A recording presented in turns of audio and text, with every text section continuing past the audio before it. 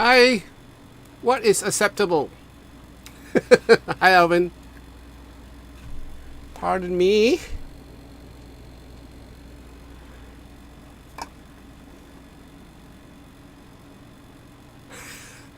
I'm eating my dinner of sorts here, so give me a second.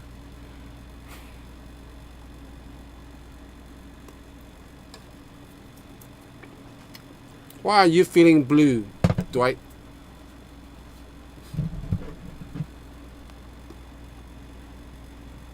Why are you feeling blue?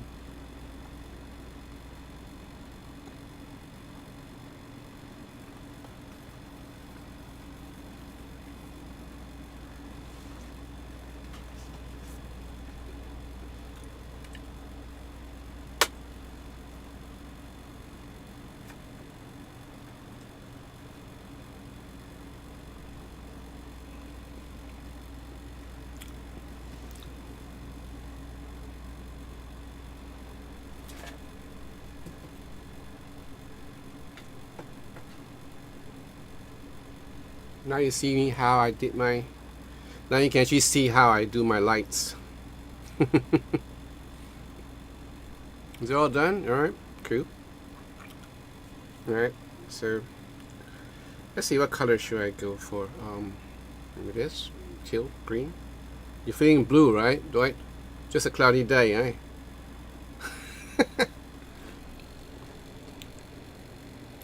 Okay. Okay, this is an impromptu thing because I just finished doing a, well, not really, I'm just doing part of a cover.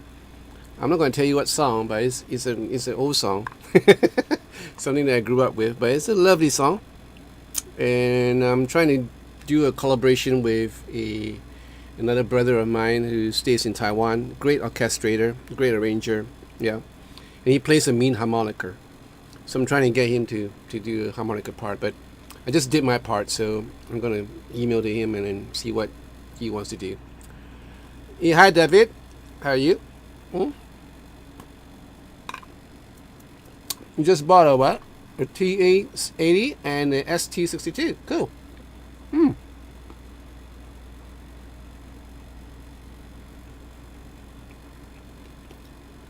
You want a humbucker for the tally? Hardwell.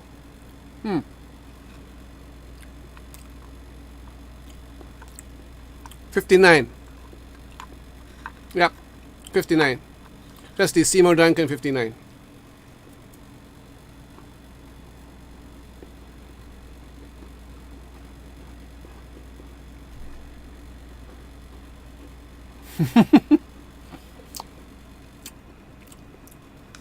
This Scottish shortbread. I bought it from Marks and Spencer. So looks like all the chaps in that here, so they probably know about this. How about you, Dwight? Where are you from, Dwight? Hi, Andrew Cordell.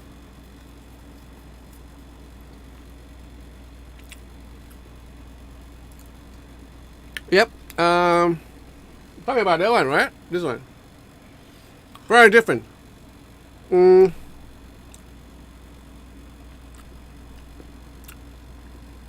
Which one are you comparing to? The Fulton Legacy? Yeah. You know what? This is kind of like the Fulton Legacy has a single humbucker, right? That's one model that I reviewed. Sounds different. Okay, these pickups are actually, I didn't mention in the demo, in the video. These pickups are actually quite low. They're not your high output pickups, even the single coil, the humbuckers, right? So in terms of output level, they will lose out to the GNL. The GNL with the MFDs and the humbuckers on the Legacy, they have better outputs. But the tone of this is really sweet, and I actually like the neck. I actually like the neck more than the Legacy because of the roasted maple, but not because of the roasted maple, not just because of the roasted maple. It's because of the extra jumbo frets, which I love. I love jumbo frets. Roasted maple, and then you have that thickness of the neck that changes as you go up. So I think that's pretty cool. Yeah, it changes quite a lot actually when it goes up. You know, it's a thin C, but as it goes up to after the 12th fret, it's really like, you know, really easy to play.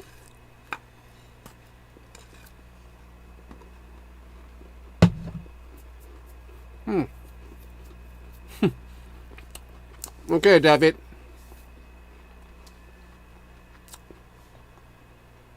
When I go to Italy, I will come find you, fratello. Right? Right, what? No, Michigan. Detroit. Hi, Chris. Hi, cats. Sorry, cats. My eyes are, like, you know, a bit tired because I spent the whole day doing videos, you know. Do you guys catch the live stream with this guy from Martin Guitars? Pretty interesting. Hi, Kim. Good morning. I'm eating my supper, my dinner of sorts. Hmm.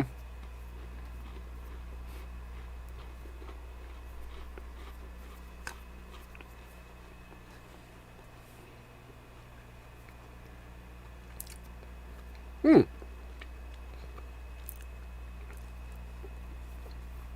No, I haven't tried the CLF 100 pickups yet. Is it good?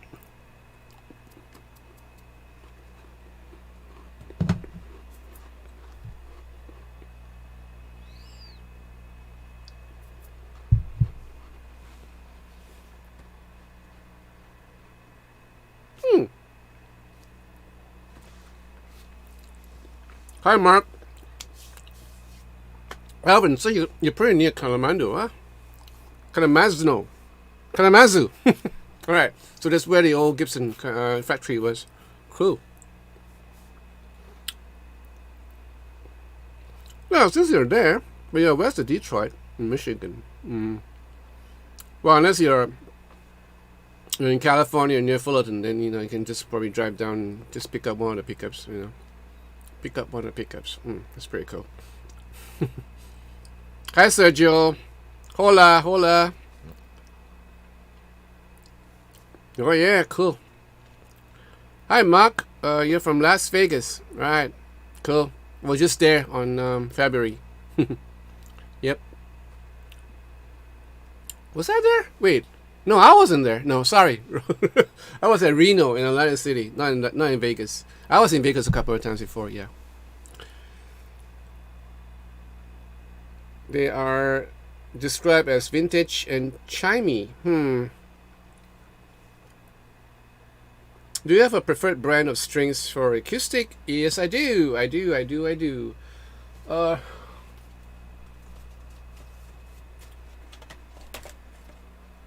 Let's see what I have here. What's this? Mandolin. Alright, okay.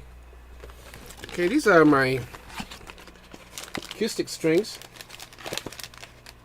So let me just tell you what my preferred brand is. There are a couple. I actually love Ernie Ball Earthwood, but they're pretty expensive. So being a pragmatic and a working musician, I keep things to the minimum. Now, this is the one that I'll go to. This is the D'Aldero, right? A D'Aldero Prosperous Bronze. You see that? This is the one I use. This is in the gauge of 12s, right? So this is 012. Can you see that, right? I use this for my my Taylor. In fact, I've switched to 13s now nowadays. So I'm still stringing my well, I guess my D35 when I need to string. I'll probably, like, you know, hit on to 12s. But I actually love the 13s on the D35. It just sounds really nice. So I might not. So I'll just string the 012s for the CLD, the Harley Benton CLD 41. I'll probably string it to 12, so it's easier to play. But I will stick to 013s on the on the D35. So each individual guitars have different sort of string brands, right? So yeah, so I have the 012D out there for my Taylor and for my Harley Benton CRD24, but I have I use, oh good lord, where's everything? Everything is on the mish. Okay, so I use what is this? This lights, this 012s. I ran out of stock. Oh man, I ran out of strings. So I need to get some more new strings because I ran out of. Well, actually, I preferred this. Right, so this one. I use this for my Martin D35 because I don't like it treated. There is another one that is this. So this is treated. Can you see that red thing in the corner here, right? So it says treated. Somehow I prefer the authentic blue one without any treatment. So I prefer the 013s. This is light. I prefer the medium gauge. So this is 12. That is for my Martin. Okay, this is for my Martin D35. For the, like I say again, for my Taylor and my Harley Benton CRD41, I would use the 012s, which is the D'Addario, right? So I hope that helps.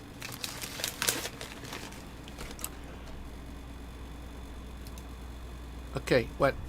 Robert. Hey, hi, Robert. I have to go out. Go out grass on properties today, but I have a few minutes. Okay, love that Nick. Yeah, Nick Johnston. I'm loving the Fusion T. Oh, cool. I'm glad you're loving it. Yep, that's a great guitar. So I usually buy strings in boxes, so it's cheaper that way. So yeah, so that's been my habit all along.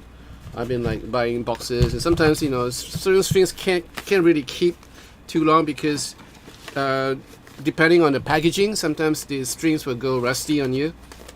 So you gotta be careful on what you're buying. Alright, these are the new ones that I've seen in studio music. They're not bad, and they are pretty economical. So I might just give this a go for electric. So these are the electric guitar strings. So I'm gonna give it a try. Maybe on some of the old guitars. Well, some of the guitars that need restringing, right? Yep, that's about it. I got something to show you guys. I'm like this wicked uncle, like showing the kids. Can you guess what is this? Okay, can you guys guess what is this? Okay, you can tell it's a Fender, but did I show you too much? Hope not. So, what is this? What guitar is this? It's got roasted maple neck. I mean, good lord. I mean, this is like, no, it's not roasted maple, okay? But it has tiger stripes on the back. It's a beautiful guitar. I just got it like a couple hours ago. Yeah, from Ben Lab. Tell me what is it?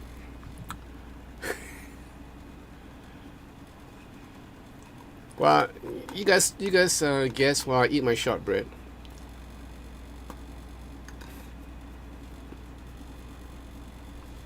Mark what? Canelet. I hope I pronounced the name correctly. Capo? I did mention this before, but just for you, Mark.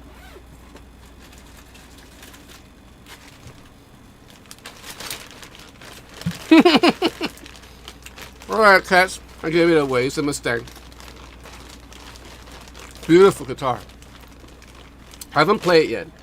Okay, when it comes to capo, I use this for recording.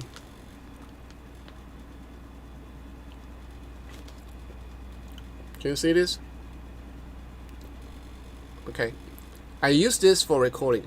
This is a capo that I use for recording. It's a traditional screw type, and I like it because it stays, it doesn't run, and because it's screwed on, so the chances of it lifting up is few, negligible. This is what I use for live. right? This is kind of expensive. I don't know why, but it's a well-made capo, and I've been using it for like a couple of years. So it has a cushion side here for your neck, so it wouldn't damage the back of your neck, and a nice cushion for your fretboard. And there are springs here, so you can. It's not adjustable. There's another one that I can adjust, but this is not adjustable. But it's pretty cool. I like this one. It's easy, you know. I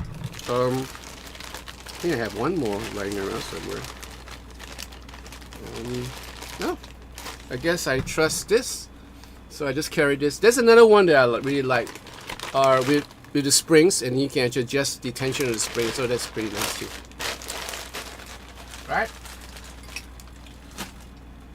This amp is so big, you know. I nearly had a hernia lugging this thing into the room. It weighs so heavy, you know. It's crazy. It's a good thing my son was around, you know. I couldn't possibly lift it by myself from the hall back to here, and I dread the day that this thing's going to go back, because I gotta drag it out to the hall again. The things I do for the love of guitars. Okay, what do you have? Okay, shortbread. Ah, Scotland. Hi, you. How are you, laddie? I went about 3.5 hours from Detroit, if I remember, and also the Proco rat paddle or the Skybass from Canada. Wow, cool. That's nice. Hi, William. From Arizona. Cool. Just having you in the background while I glue up a damage. Okay. Okay, alright. Okay,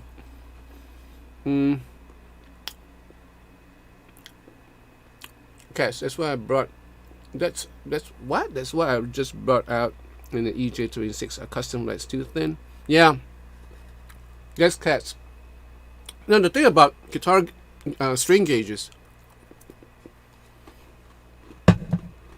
I'm sorry, guys. I'm really hungry.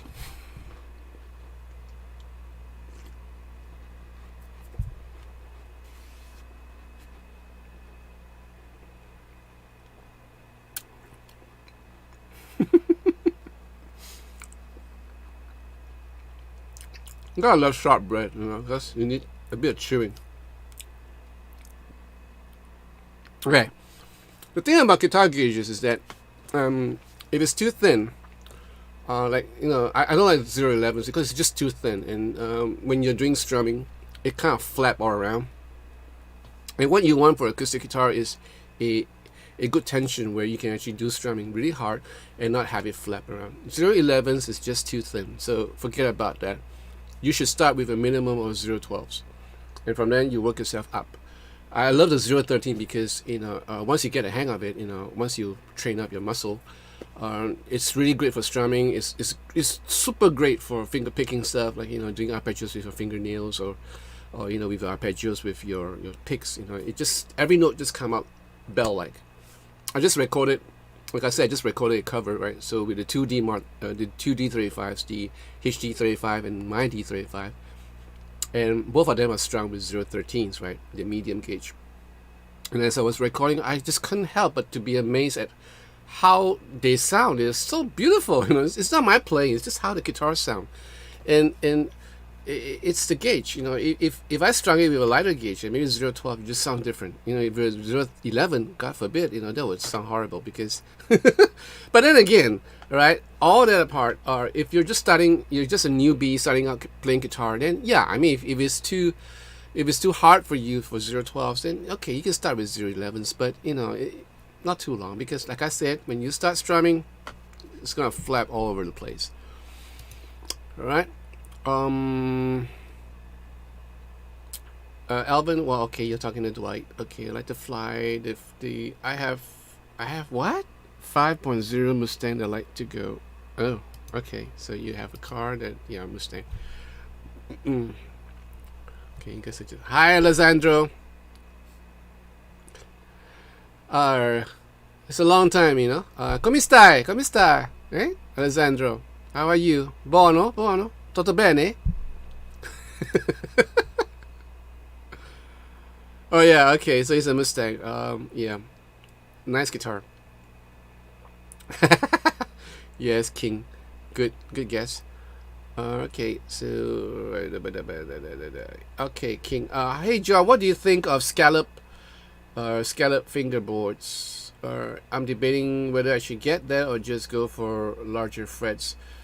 Um, well, I never played on a scallop fingerboard. Part of the reason is because I think I will probably go sharp a whole lot. Because I when I'm playing like really aggressively, I tend to have a lot of strength on my fingers when I'm bending and stuff like that. And having scallop fingerboards will probably make me go flat, because if I just to fret it a little harder, you just go. But the good thing is with scallop fingerboards, you can do a whole lot of stuff with it, a lot of tricks with it. And I've seen like guys like Yui Malmsteen play scallop fingerboards to their advantage. I would prefer, like I said before, I prefer medium jumbos or super jumbo frets. It's just me. Some people don't like it because they find it too cumbersome. Some people just prefer the old Fender, kind of traditional fret width. For me, I like my medium jumbos or my jumbos. And that's just me anyway. Oh my good lord! You guys are talking about girls right now in Detroit. Okay, 148. I purchased a Harley Benton DC 600. Just hold on. I'm gonna like magnify this a little bit. I'm going blind here. Okay, so right, it's gonna come on 20 and the hitch on the Harley Benton 40 RM. Okay, it's coming on the 22nd of August. Why does it take so long? What? Why so long? Or because you guys are you waiting for the amps? Hey, Mikael. Hey John, you should do a test of the HP 15 watts tube amp. I'm buying one this week. Cool. So you bought one, just send one over. I'll give you my address later on.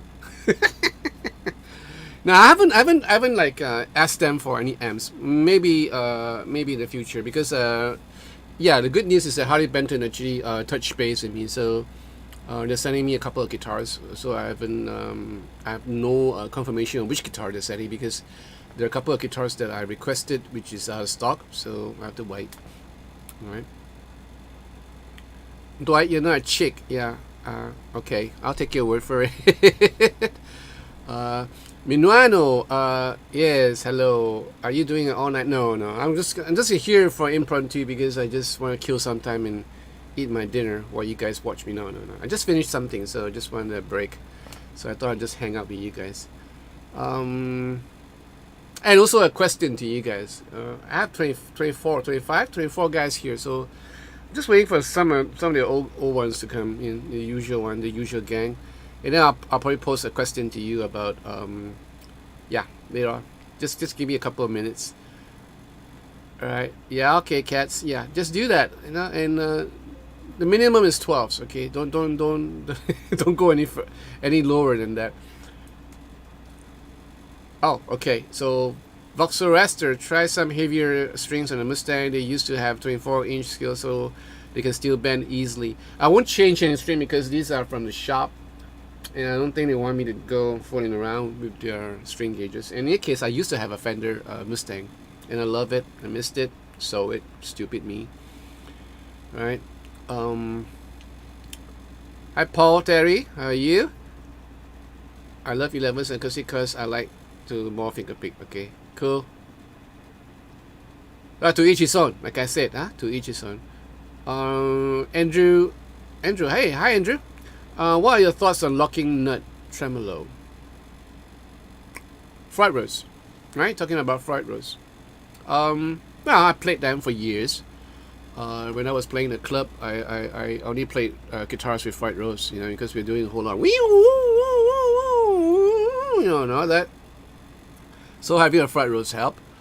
The only drawback is it's just a pain to change strings when any of the strings break. And I remember at the time I was like playing 09s, in fact 08s and then 09s. So I break strings like crazy, and it's such a pain every time in fact most of my guitars have fried roast, and I don't know how I got through the years playing fried roast. I don't know. Just the love of wanging that bar anyway. Yeah, the standard tremolo system is way easier because if you have a good one like the Wilkinsons or the Goto ones, the more expensive ones, you're in it for a treat because they stay very well in tune, and changing your strings is is normal. You don't have to, and if you have that and a locking tuner, that's it. If you have a set of locking tuners and that, cool. You know.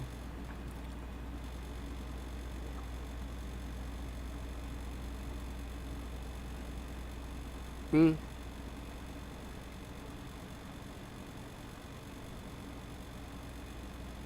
Ah, okay, because it's okay. I understand. One for it. Yeah, waiting for the bundle. That's okay. I mean, all good things come to those who wait. You do some aggressive tremolo moves sometimes. Do you find yourself needing to retune during performances? No. If I have my guitar set up right, I don't need to do that. But then again, it's a habit for me because after every song, I would tend, even if I don't use tremolo, I would tune after every song. So if I have the time to, some of the songs are segue. In case you don't know what segue means, that one song to the next without any breaks. In that case, I couldn't tune my guitar, but I'll tune my guitar every time there's a break. So regardless of whether I use the tremolo arm or not. And like I said, if the guitar is well set up, there's no need, or there is no occasions where the guitar really goes out of tune, unless something weird happened, like breaking a string. Especially breaking a string, because if you have like a floating bridge, once you break a strings, everything goes out of tune. All right. Okay, 148. I hear you. So Paul, you're the one waiting for the Les Paul Jr. with 2 pickups. Haha. Okay. Hi Pooh. Hey, Floyd Ruse, but have a backup X radio shows. Yeah, I know. And like I said, I used to play only Floyds. Uh, Jonathan. Okay, Alvin. USPS is overwhelmed. I got an email from Toman stating they are not shipping through USPS right now because of logistic issues. They will only ship to US through UPS for about $89 USD. Yes, I get that. Apparently they are using different shippers. I don't know. For certain areas, to Singapore they are actually using DHL, and I've checked the shipping charges. They actually gone up by half. Yeah. So yeah. So I don't know. If I really were to buy anything, I'll probably hold on until the situation gets better. All right.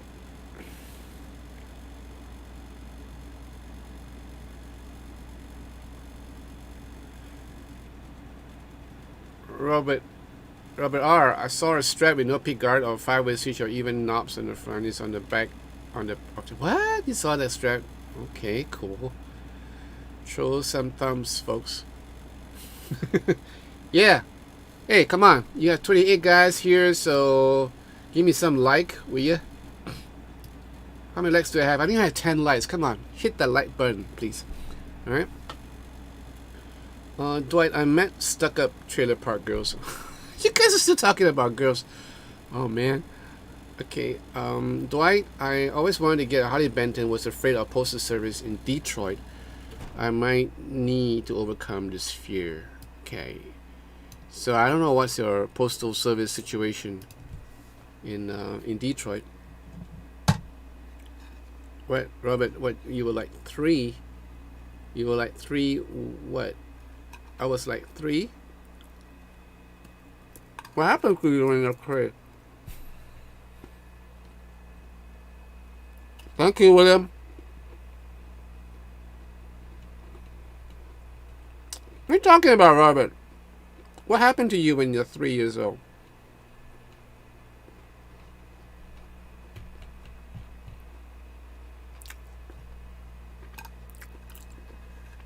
Paul, scusi, uno momento. I'm eating, so once I finish, I'll let you see the Fender Mustang. All right?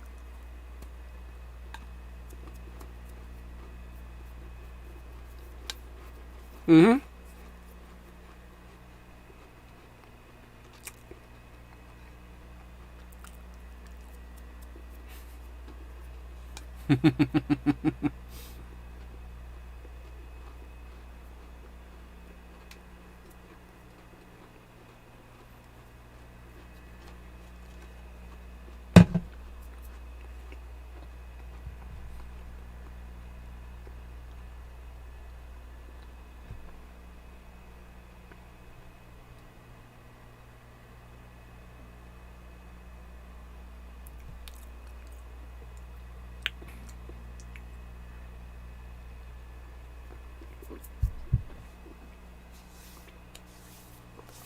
Okay, I'm going to show Paul again. This is the new Fender Mustang. I have not much information about this guitar because it just came a couple hours ago. There was no paperwork, there was nothing. This is made in Mexico, that's as far as I know. It's got this big headstock, which is you know, common with Mustangs. Yeah, I miss my Mustang. And this has Paul Ferro fretboard, I think, and 2 single core pickups. I don't know what pickups it is. Very straightforward. Right, it has a volume, tone. It's a fixed bridge. Oh my good lord, it's a fixed bridge. Yeah, and it's string true. So it's like a, yeah, it's a fixed bridge. 2 humbuckers, Paul Ferro, normal tuners. These are the Fender tuners. Yep. So I don't know how it sounds like. It looks interesting, this guitar. This is the one that I just reviewed. Oh, this is heavy, right? This is like 3.6 kg. This is the, what is this? This is a Schecter, right? This is the Eric Johnston. Yeah, beautiful guitar, you know, and it's not expensive, you know. I was quite surprised. It's like $760 or $700 over, like 730 US. You know, with roasted maple neck, lock-in tuners, you know, tremolo system that works. This awesome back. Can you see this? Is it clear? Cannot, huh? Why is it not focusing? Anyway, there you go.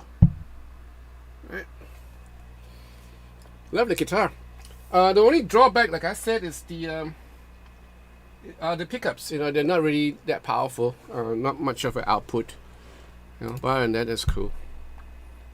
Hi, Benedict. Yeah, the flame on that neck is amazing. You know, on that headstock. Right, and on the neck, crazy.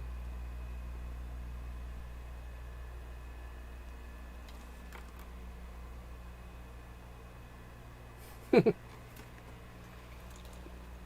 have one more guitar to show you. Actually, I have a lot of guitars in the hall, in the front hall. So I'm not going to bring everything in. 148. Yes, I'm actually 23. I'm going to hit 24 in October.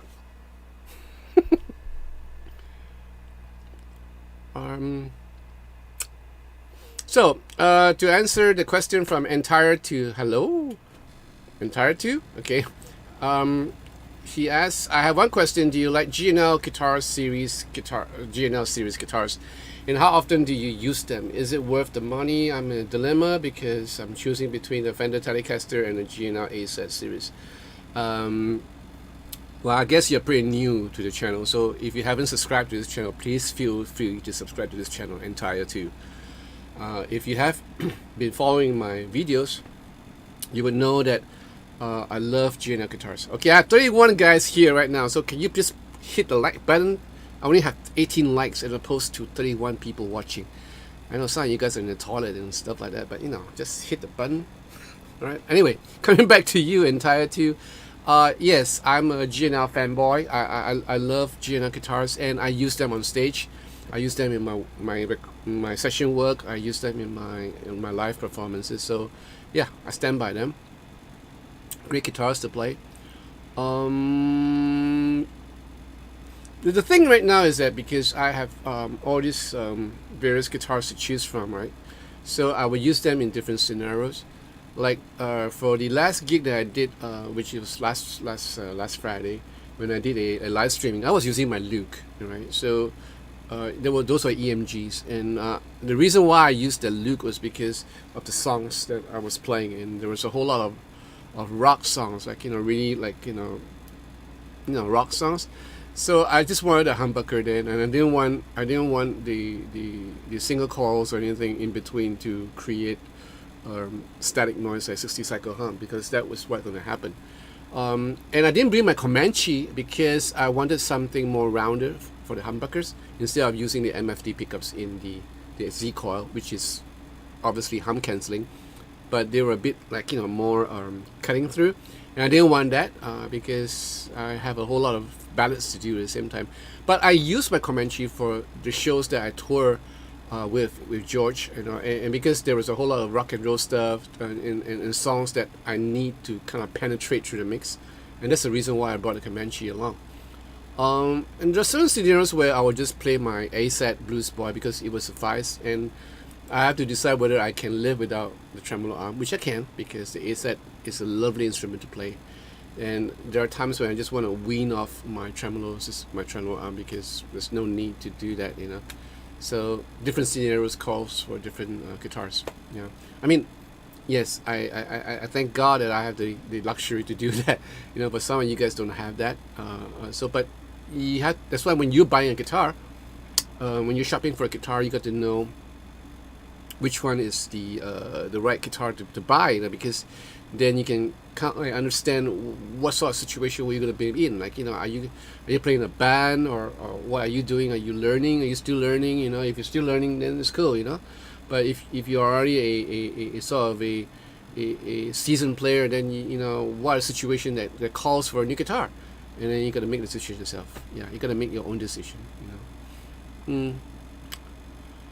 Okay, Vox Raster. I just bought a couple of those DCJ Fats, and it has to come UPS $61. Oh, wow.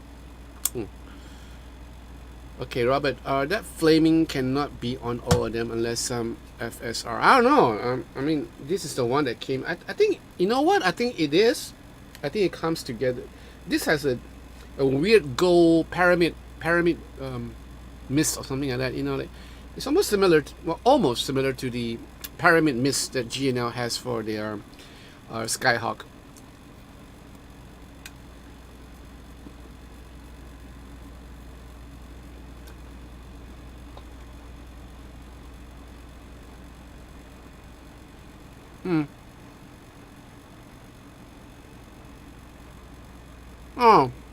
Oh, right. That's horrible.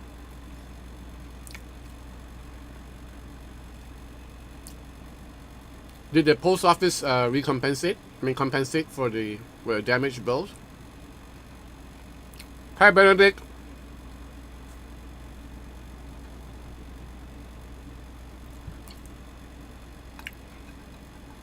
Mikael Johansson. Yes, I do, but not often. Fact is, I never eat them in Singapore. I always have this dish in China when I'm touring.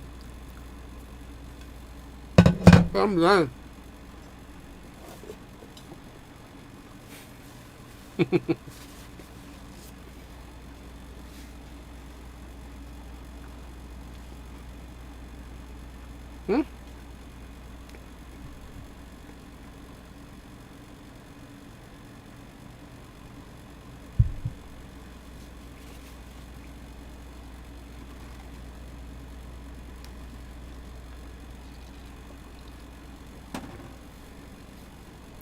Okay, no more shortbread. I'm done. Okay, so, hey Ronnie, how are you? Mr. Uruk? You like a big head start to compensate for my little talent.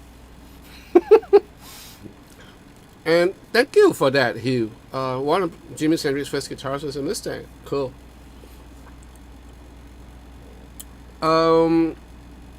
Bueno, no, those are not bird's eye maple.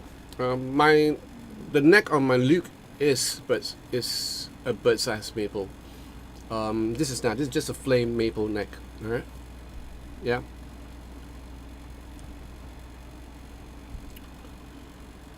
Okay. Oh my God, you guys are just went past over me. Okay. Wow. I was offered, Robert. I was offered a trade 3 months back on my Mux F6 keyboard, and the guy had 78 Music Master Maker. Cannot remember, but it was truly vintage Fender. He had the original case, and was black offset. And you didn't? Do you trade it in? No, Robert. Do you trade it? Brian's guitar. Hi, evening, John. Nice guitar, but does not have the P90, so is the Gibson. So is the Gibson ready? Now I'm holding off the Gibson because I just want to. Okay, you have 28 guys here, so I think it would be a good time to pop the question. I just want to ask you guys: are you guys interested in having Wayne come back again in the live stream on Sunday? And if you are, let me know so that I can arrange for him to come. I don't know. You guys have maybe more questions to ask him. What he was doing to my Les Paul was something else, which I think was a good topic to discuss, because I changed my pickups on my Les Paul Classic. Yes, I changed it to one of his own design. It's supposedly period accurate, sort of a 59 strat PFs, and sounds sweet. Yeah, I had it fixed yesterday night and was playing a bit in this place. When I got home, I didn't want to touch it. I just wiped down the guitar and put it in my guitar case. I just don't want to think about it because I don't want to be influenced by what I heard. So, in order to be kind of objective in a way, I'm going to leave it for a couple of days before I actually review the pickups. And I think it's a pretty sweet pickup. Yeah, even though with the limited time of testing, I was pretty. It's not as powerful as the stock pickups that I had, So, well, we'll see.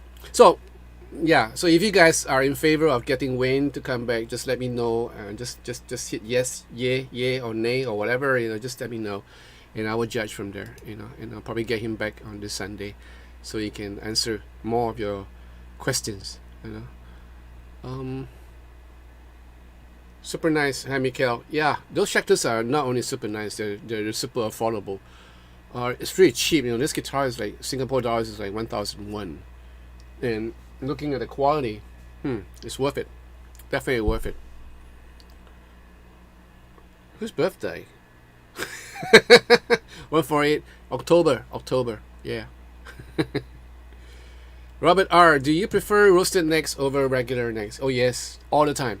But they have to be of a certain quality. Okay, the reason why this is 1001 is because of the quality of the roasted neck. It's just baked neck. These are not like the ones that you see on my Luke. It's a totally different thing, right? Or rather, the ones even compared to the ones on some of the higher end models, right? I think I have one here, somewhere, with a roasted maple neck, and those are really nice. So these are like baked neck, it's just that, so you're not gonna have like flame and everything. So but it's roasted nevertheless, or bake, and the baked neck. Why do people like roasted maple or roasted necks? Is because they kind of like put it in the oven and take out all the moisture, so the neck is super strong because it's devoid of all moisture, so it doesn't warp or twist or anything like that. It's pretty stable, and that's why people liked it. And apart from that, it's the feel of it, Yeah, just this weird feel on it is super nice. Yeah. Right. Okay. What? Man, when I first saw one of your videos, I thought you had 100k sub, but you had like 11k. Yeah. Go spread the word. You don't matter to me. Young man. 100k, 11k, 14k. I'm just happy with what I have. You guys are lovely, and I'm just blessed to have you guys. Yeah, Robert Clark. The Luke was kick ass. It's still kick ass. Gianna is my favorite. Yeah, Andy, I need foam. Okay, your channel should be much bigger. I try to get people to check it out. Thank you, Mikhail. Thank you so much. I need to try GNL Robert Clark. Yes, you should. You should. You know, you should. Andrew, really enjoyed the show. The whole band sounded great. Oh, thank you, Andrew. And really like Sky and Vanessa's performance as well. Yeah, they're great. That, well, you know, they have been in the circuit for quite a long time. And I guess Vanessa was Vanessa was a member of my former group way after I left the group. So yeah, we just found out, you know. Andrew, yes, music is the universal language all the time, all the time. Alvin, do you still play your Harley Benton guitars or generally something else like your GNL guitars instead? No, I still do. I still play with my Harley Bentons every now and then, because what you are seeing me in this couple of recent videos is because I have an influx of guitars coming out of nowhere. And I have to play all this because, you know, I don't want them clogging up the house, so I have to kind of review all of them, you know, as much as I can, and then have them circulate. Like I have my HB or my HD35 here because I was thinking of doing this cover, so I already did the cover. Now what I need to do is to video them, and to video it, and I'm fine. Then it goes back to the shop. And I have other stuff coming in, and a couple of new stuff that's coming in from City Music, a couple of new amps and new guitars from Martin. You know, again, do you guys watch the live streaming from City Music about Martin guitars? It was really interesting because, you know, our what's his name, Fred Green, right? He's like the he's like an assistant CEO or something in Martin Guitar, and he was like explaining how they come about designing the SC13. In case you don't know what is SC13, SC13 is the acoustic guitar that Martin just came out with, just released, that is great for electric guitarists because it's so easy to play, and because there's a whole lot of stuff you can do to kind of adjust your neck, and, you know, a whole lot of stuff, you know. And you go and check out my videos because I actually explain it. And yeah, interesting to find out what goes on behind the thought process. And of course, the future of Martin and whatever they have, you know, whatever they're planning in the future. So it's a great stream. I learned quite a lot of stuff there. Entirety, very stupid but important question for me. Is there any difference between Maple and Rosewood? Huh? Maple and Rosewood. Okay. How do they feel in your hands? And which one is more comfortable? Okay, now, between Maple and Rosewood, you know, okay, I'm just gonna tell you a bit of history. Back in the days when I was like taking an interest in what guitars are supposed to be like, and when it comes to shopping for Strats, especially for Strats, you know, there's a whole lot of options like Maple neck, Rosewood, and I used to like watch you know, covers of magazines and guitar magazines and see Eric Clapton with his Blackie, and then he has the Maple neck, and sometimes he'll play a Strat, the white Strat with the Rosewood, and you have Jeff Beck, you know, with Rosewood, and you know, I've seen guitarists with having different necks all the time, but I haven't seen Steve Lukather play with a Maple neck, and that's interesting, right? So I always wonder, why do certain players have a preference for the Rosewood fretboards, sorry, not necks, fretboards, or Maple, you know? And I noticed that a lot of country and western guitarists, especially when they're playing with a Telecaster, you know, there's always a Maple fretboard, and even the Strats have Maple fretboard. And I understand why in the end, because it's about the spank, you know. The general consensus is that the Maple necks have brighter tones, right? You can kind of like create a more livelier response, and also the tone is a little bit more brighter in the spank, as I said. And the Rosewood is easier to play, softer in your hands, not as hard as Maple, softer in your fingers, and it creates a little bit of a darker sound. A little bit of a darker, not like whole dark, you know, it's a bit of a warmer, or what you call it, a warmer sound or darker sound. And that's the reason why you have Les Pauls with Rosewood, and you don't see a Les Paul with Maple neck. maple fretboard, right? And I guess yeah. So in terms of tonality, I guess these two different fretboards do play a different part, you know, in tones. Okay, I hope that answers your question. Dwight, they did pay for them, but took a while for them to come. Oh, okay. Then it's good, you know. You should pay for it because it's so callous, right? Delivering China and dropping them. Oh my God. We have even worse stuff happening here. we used to employ, like, we are still employing like foreign workers to deliver our meals. And sometimes these foreign workers, you know, they get tired, they get angry, and at one time there was someone caught this postman burning all the letters and everything in a pile of fire. He just lost it, you know. He's just kind of like, I don't know why he's venting, but he was burning all the letters, and it's bad, you know. It's so bad. I mean, people might be waiting for certain news, or, you know, have to pay certain bills, and oh well. Okay, hi Gwenta. I'm good. Yeah? How are you? John, Alvin, my Epiphone P90 bus is like mad. I like it, but I'm considering getting the SSS type, S-type Harley Benton. Do you think something with a humbucker is better off?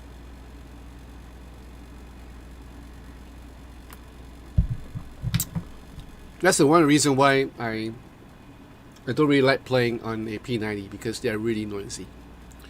And yeah, I mean, you must be prepared for what you are getting, because if you're going to get a P90, then the chances of it having a whole lot of 60 cycle hum is always there. So for me, you know, I'd rather get a humbucker. Yeah, I mean, if there's like a Telecaster with a P90 in the neck position, and if I really like the Telecaster, I will probably, like, you know, get Wayne to kind of route a bigger hole for my humbucker.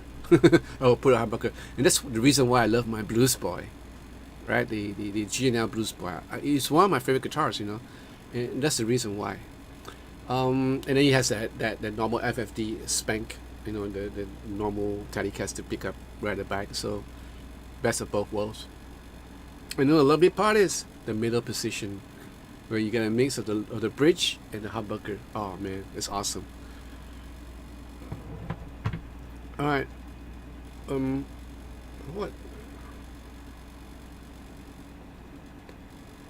What do you decline, Robert Clark? Okay, so you need to try, but you decline. I had the one single coil, 24-inch scale. I was afraid. Well, don't be afraid, you know. They're nice guitars. Okay, so you guys want Wayne on? No, Alvin, you should check out the one with Wayne. Yeah, okay, everybody's good for Wayne. Yeah, like I was asking, so some of you guys are just tune in. You know, I'm thinking of having Wayne back. Wayne is the luthier friend that I have. So he's very knowledgeable. So I thought having him back so you guys can ask him more questions. And, you know, if you guys are up for it, then I will have him back this Sunday. If not, then I will have him back the week after, because I wanted him to kind of talk about the pickups that he made for my Les Paul. Right. Manuano, yes, roasted maple necks are a blessing in humid climates. Yeah, but, you know, even so, I don't really have much problem with the normal maple necks, you know, or even the mahogany necks, you know, Les Paul. They seldom give me trouble. I guess the thing is that you must learn how to keep your guitars in the right way. All right, Benedict, you're up for it. Okay, good. So you don't mind having Wayne, okay? Okay, Robert Clark. Well, that's why I bought the Harley Benton Fusion T. Had the roasted maple flame, fretboard and neck, as well as stainless steel, foldable entry. I wanted to see why. I thought I love it. Yeah, so do I. It's one of my favorite, Robert. that Fusion T is. I was really surprised by it. You know, I thought it was a real great guitar. You know, William Wise, do you like hitless guitars? Yes and no. I love the look of it, but how do I, whether whether I'm used to it, because I'm always used to having a neck, the head, right? So I don't know. I'm gonna try one because I requested for a Dullahan from Harley Benton. Hey, hi Trap, you're back. Good. Hi Mike. Oh, it's okay. I won't be hanging around too long. This is just an impromptu. Yeah. Vox Rester, I like the roasted maple on my AZ, but I have a Harley Benton Fusion with a neck so thin that no amount of roasting will help. Alright. Okay, so first of all, you guys who just joined in, this is the new Fender Mustang in Pyramid Gold, I think this is called. So you check out the I was showing the guys check out the flame maple neck and headstock. Alright. Yep. So I'm gonna be reviewing this pretty soon, like maybe next week. Yeah, I have a couple of stuff that I need to process. This I just processed. There's another guitar right at the back here, in case you guys didn't notice, in the back. You wanna see it?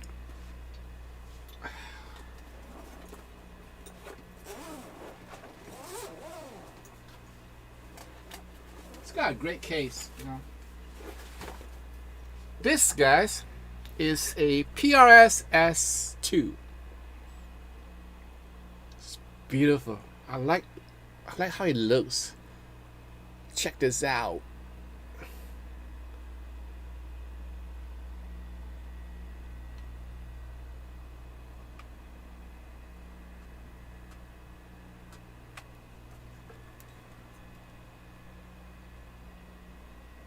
Can you see this?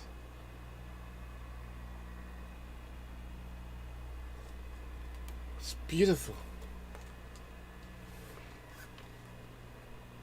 And I believe this is made in the States. So this is not the SE. These are the S2s.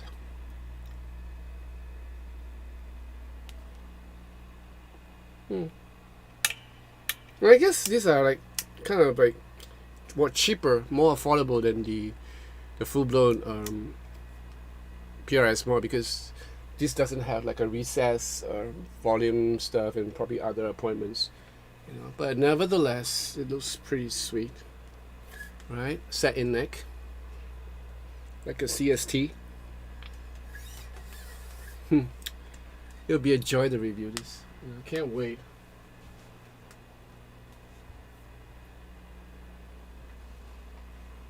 So as you can see, I have my toys waiting. So, but I want to spend time making music. So you get too caught up in the reviews. It's a good thing that the guys that passes me all these guitars, they are really nice, very gracious of them. They are not in a rush to have them back. So. Alright, so Robert Clark, not sure I told you, but I was a 27-year drummer, and wood was always about my love. All birch shells coming to guitar lid. The whole thing is very interesting. I now look at furniture. Yeah, I never took an interest in wood. Only like what, 15 years ago? Yeah, then kind of like, okay, so this wood grain, they're pretty interesting, and I just took an interest in how woods are, like in mahogany as opposed to birch, whatever you're using for your snare drums. Even I would sneak a peek at some of the snares that my drummers in my shows would play. The DW's drums have really nice wood, and of course the woods of the guitar, that always fascinates me. Alright, Alvin, I like the look of maple, especially roasted. I also find it easier to see the frets. However, once you learn the feel of the guitar, it doesn't really matter. It feels smoother too. Yeah, you're right. Okay, going to. It's good. It's good to know everything is okay. Brian, stack P90s, at least those ones are. Yeah, I mean, yeah, you can have stacks, everything. You can have stacks in a call, but you're gonna have like a difference in tones, because once you have them hum canceling, there's always a difference in tone. I haven't seen a EMG P90 yet. That'll be interesting. Maybe I should just drop by Seymour Duncan's. I know at the EMG website later on, see where they have like active P90s. That'd be interesting. A trap. I have a doubt. How much noise does that HB Fusion make at gain? Because I like two Harley Bentons, the Amarok 6.2 Fusion, but I'm kind of confused at which one I should choose. I don't know, man. You're talking about two different price point here. Amarok, I don't know how much is it. It's about the same price. Yeah, I believe it's about the same price. Or maybe cheaper. I don't know. The Amaroks have different configurations. They have humbuckers too. They have two humbuckers. The Fusion Pro have a whole lot of different configurations, like HSH, SSH, or in the case of the Fusion T, same humbuckers. So it's totally you. You have to make the decision yourself. Okay, Robert, you'll say yes to Wayne. Cool. Gointer, I'm building a Strat with a Nico 3 lipstick. Oh, cool. To try how it sounds. Have you ever played lipsticks? I believe I have a guitar. I played on a guitar once with lipstick pickups. Didn't like them. Sorry. Yeah. I also have a Strat, but not sure with the noise it makes while playing metal.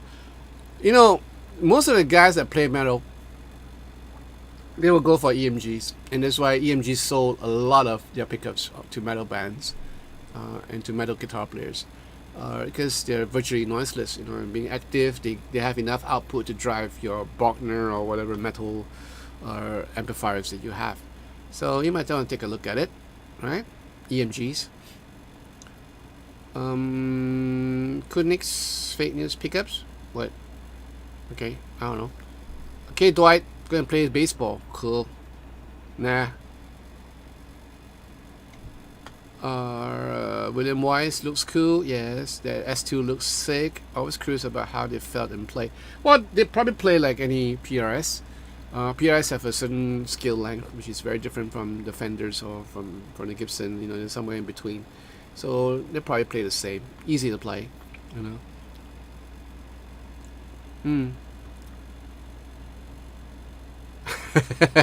Well, they're not really.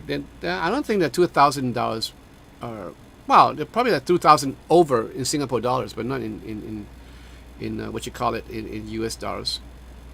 Okay, guys, if you see that little button there where you have super chat, super sticker, if you want to buy me coffee, or you can press that and hit that, and yeah, just to support the channel a little bit. But if you don't feel like it, don't bother. Yeah, but if you want, just hit the super chat or super sticker or whatever, and just buy me a coffee. All right.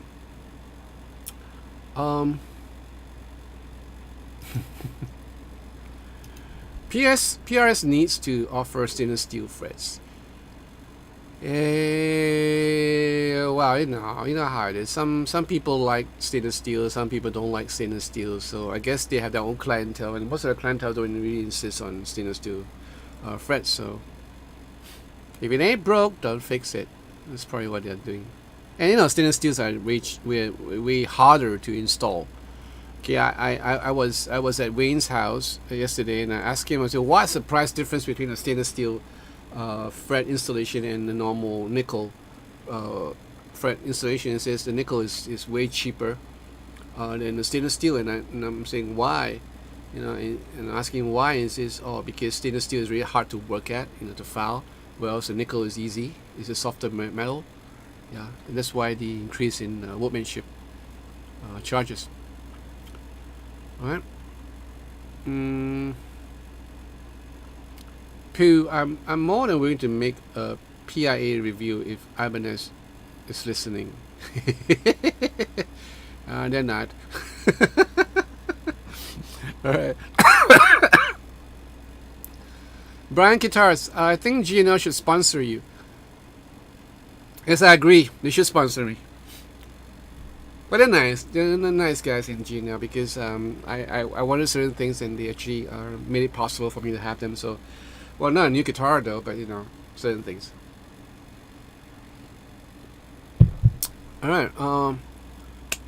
Have you ever used a power conditioner? I did, I think, when I was in the States once. Yeah, I requested for one because, oh, thank you, Mike. Thank you so much. You want to see more virus production? Oh no.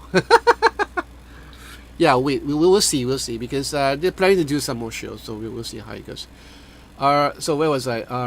Power conditioner. Yes, I was doing a show in I think in Vegas or something like that, and the power in the venue wasn't really good. Or the power supply in the venue was kind of like dirty. So the sound guy actually got a power conditioner for me, and yeah, it kind of cleaned up a little bit, but you know, you can only clean up so much. And I had one for me in China, of all places. That was way back in the early 2000, where you know how it is in China, because they weren't that advanced as they are now. So when we were playing like those stadiums and stuff like that, the power supply is pretty wonky. You know, it's really quite scary. You know, it's quite funny also. It's quite amusing because sometimes, you know, we were using this wireless pack, and you know, with the amplifiers, and sometimes, you know, you have like radio communication between the police that's outside, the riot police outside, because they're controlling the crowds and coming through the amplifiers. It's pretty cool. Yeah. Okay. Alex Van de Pas. Oh my God, I can never look at a live stream without Pooh being there. Yeah, he's everywhere. Yes, Banana. You see, the PRS S2 is a great US made guitar for the money. Right? It's not that bad. Pooh, I'm on PS4 now too, Alex. Oh my God. Hey, Pooh, are you playing the Ghost of what's that? Ghost of something? Ghost of Shimayo? That great Japanese game. Do you guys? Are you playing it? Trap. Yeah, John. But I was wondering, like, how what does the Fusion 2 make a lot of noise? And by the way, also like the blues. So I was wondering. Thanks for the advice. No, the Fusion 2, like I said, you know, you just can't say like the Fusion 2, because the Fusion 2, the Fusion Pro 2 has a whole lot of configurations or pickups, like I said. So you got to really be specific about which guitar you're talking about. If you're talking about a HSH, I'm going to tell you they're noisy because the middle pickup is a single coil, and it's pretty noisy. If you're talking about the Fusion Pro T, which I have, which are 2 humbuckers, you're safe. Those are relatively noiseless because they're humbuckers. So you got to look at the pickup configurations that is available for the Fusion 2 Pro, right? Cats. Thank you, Alex. Any tips, cats? Any tips on using the pick? I just can't get it down. I keep wanting to pop out my fingers. Do you pick lightly? Maybe I'm doing it too hard. Okay. Let me see now. Should I try hooking up? Just for you, cats. Just for you. Just give me a second because I have to power up this this whole thing so that you can hear. Well, actually, I don't need to. Okay, when you're holding a pick, well, it is a bigger pick. You see this? My God, it takes so long to autofocus. I'm dying here. Okay, so what I do is I actually use a triangle pick like this. The reason why I use a triangle pick like this is because everywhere I go is the same, right? Sometimes when you use a teardrop pick like these are the ones that was given to me by Harley Benton, right? Come on, focus, come on, get there, come on. So long. It takes so long to autofocus. Good Lord. Why does it take that long to autofocus? Okay, so these are teardrop picks, right? The problem with this is because if you hold it the wrong way, you're gonna end up with the round edges. So for me, I always use a what you call a triangle pick. But now I've kind of shortened this whole thing down, smaller because it's kind of big. So I'm now using the picks that I bought from Harley Benton, right? So the Harley Benton ones are this, and this is even smaller, right? You can see it's even smaller. right? And this is like a 1.2 millimeter, so it's pretty thick. You know, it doesn't bend, and it's great for picking a whole lot of notes if you want to, right? So the way I hold my pick is okay. The way I hold my pick is like this. So it's pretty well tucked in. I don't hold it like, you know, like this. That will never work. This will definitely fly off your fingers. So I kind of hold it really close so that, you know, it's more or less you know, there. So when you're doing that, you're actually making you know, the pick more harder, so that it doesn't flap around too much. And sometimes I want to have my thumb, you know, this part of the thumb, like kind of like overshadow it a little bit, just a little bit, so that when I'm playing, it kind of like have that little touch on the string with that thing, and it gives a whole lot of different tonal differences. So, you know, some of you guys are wondering and always asking me, why, how do I get that nasal sounding, like a vocal like tone from my guitar? It's because the way I pick. And I can't tell you that this is how it's done, right? But you have to try it yourself, because you have to kind of like angle it in the right way. I tend to lose picks a lot when I'm playing strumming, like, you know, rhythm parts. You go flying, because you know, I'll be playing with the rhythm and everything. I get carried away sometimes. So I have to be very conscious of holding my pick really tight, you know. And I guess when I'm playing rhythm, the bigger picks will help. Yeah, picks like this will help, as opposed to picks like this. Right? So because it's larger, so it's easier to hold. There's more space for you to hang on to. Hope that helps. Or what was the question, by the way? Wait, what was the question, by the way? Yeah, okay, yeah. So do you pick it lightly? No, I don't. I don't really pick it lightly, because you can never do that. Because you never let the pick ruin your whole or demeanor in playing guitar. Never let the fact that, oh, I'm gonna lose my pick, and then it affects the way you play. Never do that. Or you control the pick. Don't let the pick control you. You get what I mean? So play your heart out. You know, or if it needs to be hard, play it hard. If it needs to be soft, play it soft. Be dynamic. All right. So don't let all this bother you. Even if you lose a pick, so grab a couple of picks. You know, put it by your mixer stand, or, you know, by the microphone stand or whatever. You know, so every time you lose one, just pick one out and just play. Right. Hope that helps. Right. So Benedict, what time is the stream with Wayne? Hi Ian, how are you? I just saw you right at the corner of my eye. And thank you, Manuano, for the $5. Thank you for the coffee.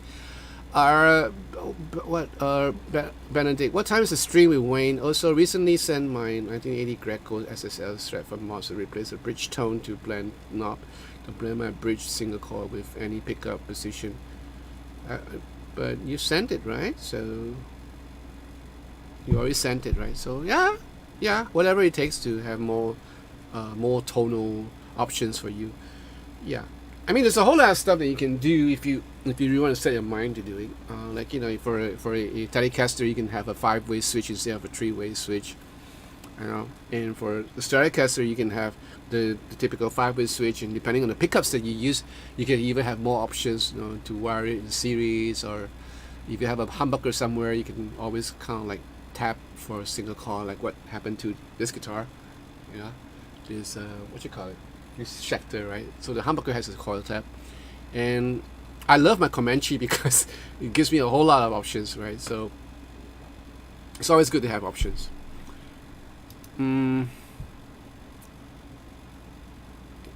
I love the shows, they're awesome. Oh, okay, Mike. Yeah. I mean, they're planning to have some more in August. I guess they're taking a break for a while.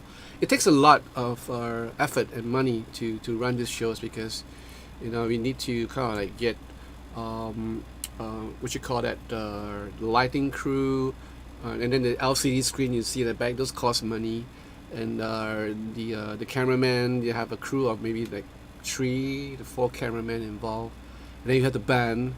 You know, so we're not paid exactly the same rate as what we would do for a normal show, but, you know, the fact that we are playing together, it just makes up everything, right? So the fact that I'm playing with a band, you know, that's enough for me. I guess, right? Or yeah. So in answer to your question, Benedict, around the same time as 12 a.m. in the morning, Sunday morning, 12 a.m. Okay. We only follow those who are honest, Alex. Oh no, no, just the free Tomb Raider for this man. Okay. Thank you, guys. I played Alex. I played D2 or race games, nothing else. Eric, how are you? Hey, thank you, cats.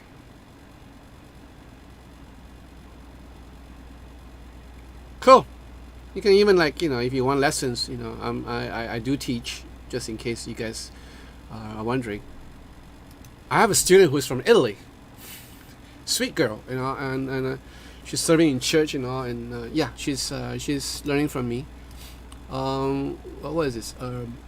Hi John, was wondering how much is the usual shipping cost to order a guitar from Harley Benton to Singapore? Just check that it's 150. Yeah, it's like twice the like I was telling the rest of the guys earlier on. It was twice the amount that it was before COVID-19. Before COVID-19, it was in $78 or $77 SGD, Singapore dollars. Right now it's 150, right? So it's almost twice. In fact, it's more than, it's about that. It's almost double. So if I were you, Eric, take advantage of the 30 kg limit. So order some of the stuff, like get your friends together and maybe order 2 more guitars or something like that to round it off at 30. And then it makes more sense. Like I usually do that even when it was $78. I used to get my friend Jeffrey to order some stuff, and I would just kind of chip in. Sometimes I order like 2 guitars, which I don't do now because I just stopped ordering guitars from Harley Benton. Yeah, I still order stuff from Thomann, like little stuff here and there. Yeah.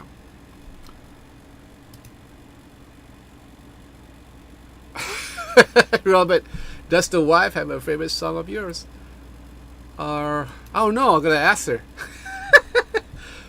My wife is like the best thing that God has ever given to me. I mean, apart from all the experiences I have, the people I work with, the guitars, my wife is such a blessing because she's always behind me all the time, and she's so encouraging. There's a certain point of my career where I have doubts, and she'll always be there to kind of like wake me up and encourage me and prod me on. I don't know what's the favorite song. Probably the song that I wrote for our wedding. I actually wrote a song for us to walk in. Yeah, instead of the traditional bam ba ba dum, I actually wrote a song. I don't know where I put the song because yeah, I kind of arranged it at home back then. It was really bad, but I sang it, and I guess the message got through. I think she was really touched. Yeah, so I guess that was her favorite song. I don't know. I gotta ask her. Steel Mac offers solder schemes to do it yourself for free download. Cool. Okay. Do they make gorillas not to make pigs? I don't know. Do they? Good Lord. Alex, I use chicken pigs. Not the deepest, but oh my god, they are great. Haven't seen one yet. Alright, see you, Ian. Welcome, at least you're here. Robert Clark, I never use picks. I cannot grasp well with my hands as there's some paralysis, but I manage. So you're using finger, right? Finger picking, right? Have you used like finger finger picks, like those slot onto your fingernails and onto your fingers? That would be useful.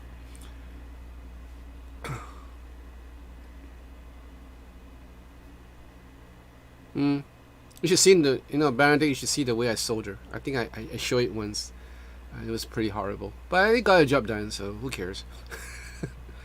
Poo Ninja, I play with rounded sides of the teardrop shape and hit lots of artificial harmonics accidentally.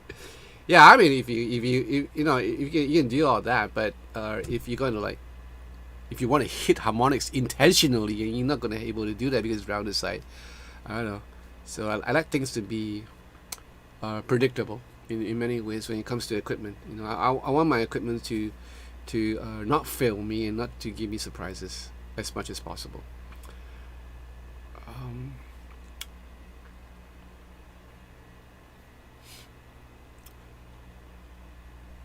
what was happening to the LP in the shop pick? Oh, so you weren't here when I was explaining it.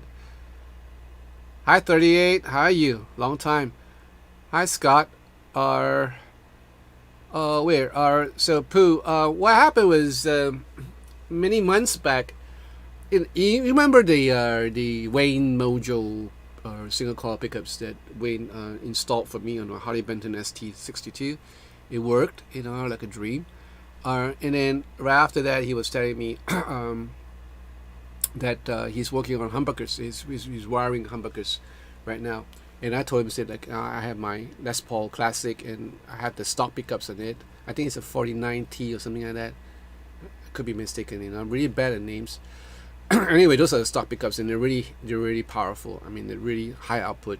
It's great for rock. You guys probably hear them in some of the covers that I did. But I wanted something more subtle, like more calm for an old man like me. So I told Wayne that I'm looking, if you can kind of wire me some like a 59 Les Paul, which kind of sound, which is more tame.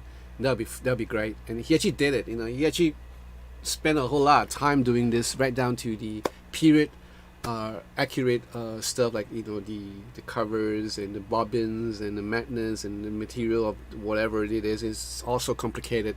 Anyway, he was explaining to me, and it was pretty cool. So he finally did it, and I went down yesterday to have it installed. So that was what's happening. He was adjusting the pull pieces, for the height and all that. It was cool. So like I said just previously, I took it back home. I didn't want, because I was playing around with it for a while in his place after he had it all set up, and I'm liking it. It has less output, and we're talking about maybe a 25% cut in output, but it don't matter because the original was really hot. So it has a great chime to it and a great bloom to it, which I totally am in love with. And that was what I was looking for, but I didn't want to make any how should you say, any decision or any assumption. So I took it back home. I put it in my case. I just didn't want to talk about it and didn't want to think about it. So I'm going to open a case on Friday and play around with it. And if I feel like it, then I'll probably do a review of the pickups. And then on Saturday morning, or rather on Saturday, I will get him in. So that's why I'm asking whether you guys want him in. And when he's in this live stream on Saturday, then you can have some time to talk about the pickups and the process that goes around it, and at the same time answer some of the questions that you guys have for him in regards to your guitar maintenance and whatever and whatnot, right? So yeah. Robert Clark, okay, John, much love, man. Loading the mower, attaching the trailer, hauling off to cut soon. Be well and see you soon. Thank you for all the support, my friend. All right, Robert, you take care. Scott frame, but my guitar got to USA in 4 days. Okay, that's strange. So I guess different states have different. I mean, the delivery company has different, priorities for different states, I guess. All right.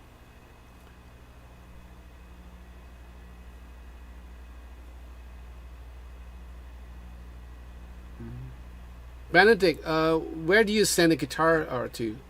Where is this place that you send the guitar to? Scott framed the new price is worth the fast shipping. I hope so. Harley Benton has two modes of shipping. One is UPS from Taman. Yeah, right. So they either ship it from by via air, which I think this is the case, or by ship, in which case it will take you more than a week to receive it. So I had my experiences with them. When they're fast, they're really fast. When they're slow, they're really slow. Cool. Ian, I relearned using longer fingernails on my right hand, but it does help not dropping the picks. The thing, Ian, is with the fingernails, you really have to take care of your fingernails, because if you don't drink enough water, which I sometimes don't, the fingernails will get brittle. You know, like for example, when I was doing that live stream show, I was doing like, you know, those you know, those picking style. You know, I was doing my song actually. I was doing this. And when I got home, my first finger, you know, the nails were all chipped off. Yeah, so when we don't drink enough water, that's what happens, because the fingernails need water to hydrate, and sometimes I get guys telling me to put on nail varnishes in order to strengthen it. So I don't know. Yeah, Scott, I hear you about EPS. Cool. Or UPS.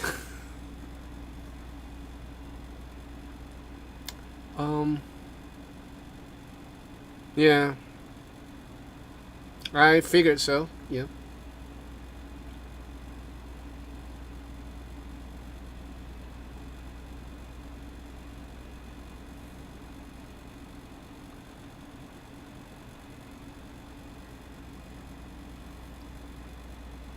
Hey, LaBelle. Oh, sure. You can ask me. Yeah.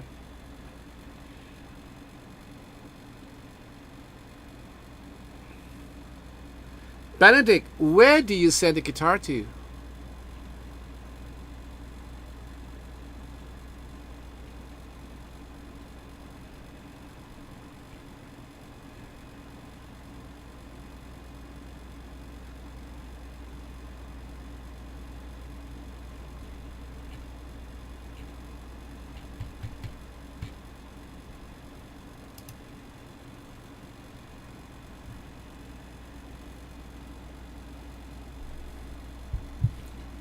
Just hydrating is enough, and regular fouling. It gives you a more intimate connection to the strings out here. Oh, it does, it does. I mean, I love to play with my fingers. That didn't sound quite right. Okay, banish the thought. Okay, I love to play guitar with my fingers, and yeah, there's something about it, you know. In fact, sometimes when I'm doing my acoustic solo, I don't really use a pick. I actually use my my fingernails, and that's a real great sound altogether. Bye, Pooh. You take care. Wait, Benedict, where is this? This is a local shop, or is it a local shop, or overseas?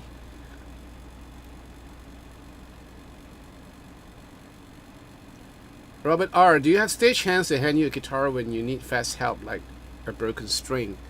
No, Robert, we're not that popular. We're not that hot. After all, we are backing musicians. We're not like Maroon 5, where we have our own stagehands. It depends, because sometimes when I'm playing in Vegas, or some of the casinos, they actually have, like, you know, stagehands who would help you. If you have a string that's broken mid-show, you know, they will come and they will take the guitars off your hand while you go sit in one corner. They say change the string, they hand it back to you. Yeah. Okay. Benedict, does the shop starts with a S and end with a L?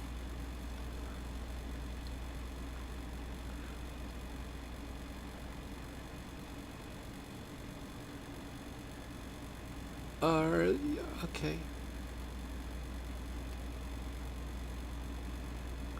Do you think high-end instruments cables reduce bass? Well, I have a couple here, so I bought.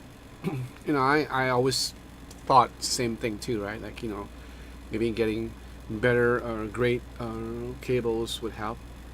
I don't know what are these. I actually bought a couple of them. These are actually the same. These are the ones I bought from Toman. These are the Sommer cables.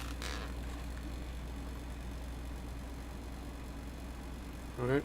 These are not cheap. You know, I bought the, this is like what? This is the 20 feet, alright? 20 feet cable, because I was thinking of touring with this, and before the COVID-19 hit, you know, I just thought I'll give up using the wireless on stage altogether, and thought getting this cable, which is really good because it has this part where, you know, you can slide into your guitar, and the reason why it's red because it doesn't make a pop when you pull the jack out, and I think that's pretty good. So I bought the same cable basically, but yeah, one is longer and one is shorter. So I use this for small stages, like what we did in the live stream or in church. You know, I'll use this, but for big stages I would use the 20 feet. Yeah. And actually, when I was touring in China, the guys that kind of like supply the musical instruments, he was also making cables, and those were high-end cables. And I remember he gave me a set where it was Kevlar shielded, Kevlar coated. That's pretty cool, and I kept them for the longest time, you know.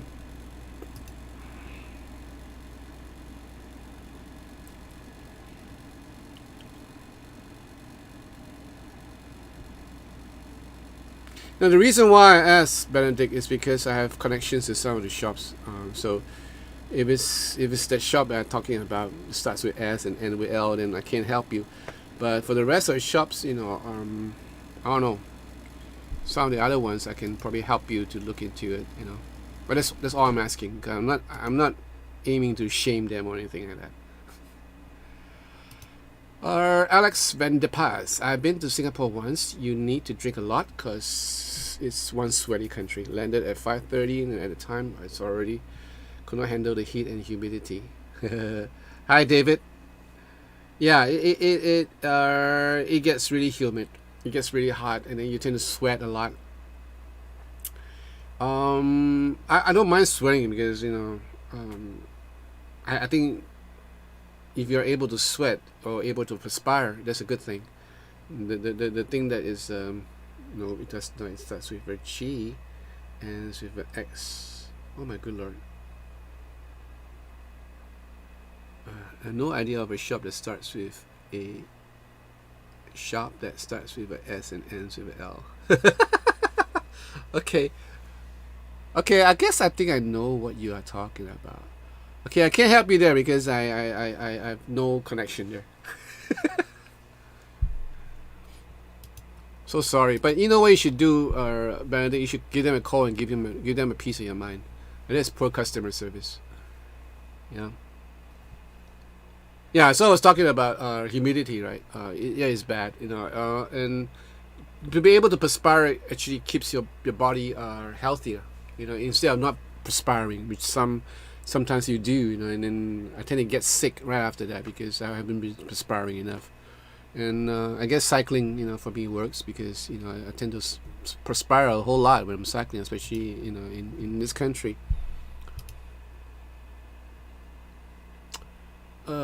Scott Frame, a loud fan type sound starts when you have a few seconds of no speech, starts slow and build like a feedback. Now that's my air conditioning. Don't worry about it, Scott. Yeah, it's not a feedback or anything like that. Alvin, that green guitar behind you looks interesting. You haven't taken a look at this? This is the guitar from the last video which I just released a couple of hours ago. This is the Schecter, right?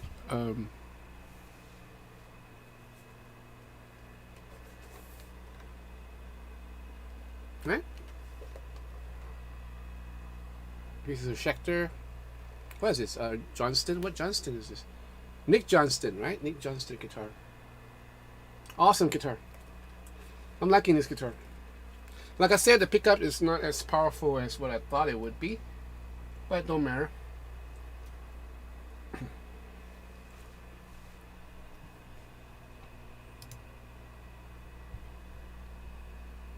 And I got something from this. You know, this came in. It's pretty cool.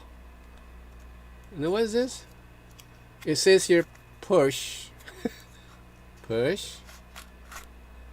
Up pops the weasel.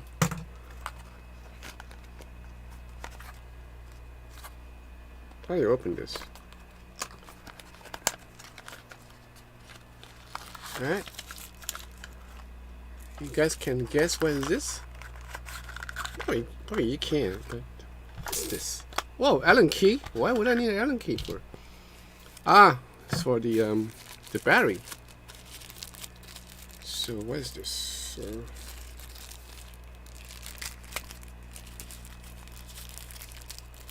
Ooh, it's nice. Ah, so it is a tuner. So this is like the TC electronic tuner that I used to have. Yeah, cool. Let's pop in the battery and see how does it work.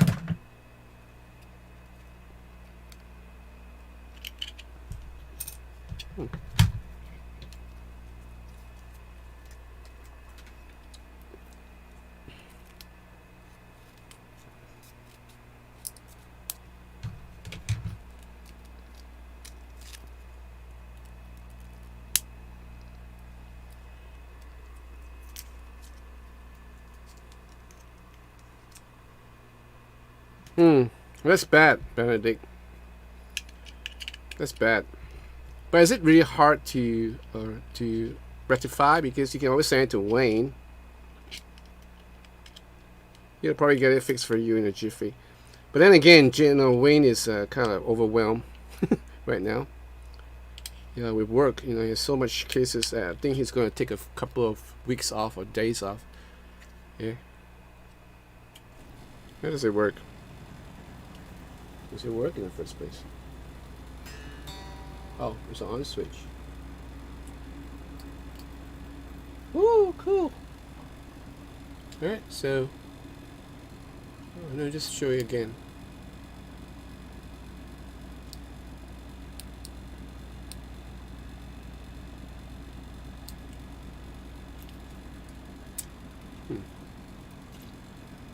So yeah, this. Wait, how do you turn this off? Do I hold it? No. Oh, okay. What? Alright. So you got this. Let's hold it again. Come on, focus. Come on, focus. Alright.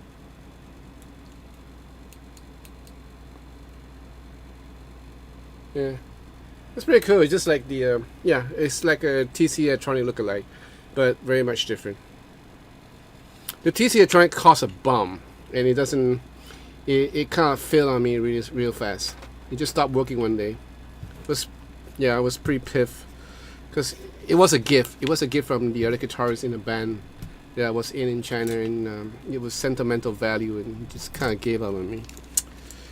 Yeah, bummer. Nice packaging, Alright, so, okay, where were you? Where are you guys now? Did it hinder your performance on stage, wearing the mask? No, not really, except for the fast songs. When we hit the faster numbers, it's kind of like you trying to catch up the breath. But it's not that bad, you can still breathe. It's just that it's really uncomfortable, like you're not used to doing that. And when I tend not to move around too much, but I can't help it. I always move when I'm playing. I just hit my head on the microphone. So I tend to move on stage.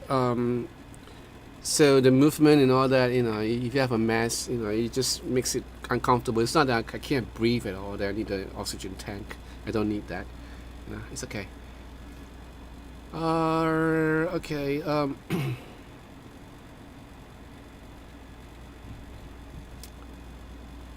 Sure, Benedict.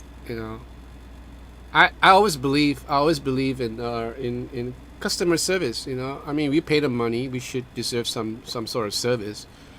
I mean, I'm not one of those who would take advantage of a shop and ask for unreasonable stuff. But yeah. I should send my guitar to Wayne, but oh well, I've already given them the cash, just hoping they get it done. I guess I gotta be a little angry in my next message. You know what you should do if you have the time? You should just go on down to the shop. Yeah, and it's either they fix it right on the spot, or you get your money back. get the money back and get a guitar back, and and get it done with. I would do that. I would request for a refund. David, the tuner pick up the air conditioner as well. I said, I hope so.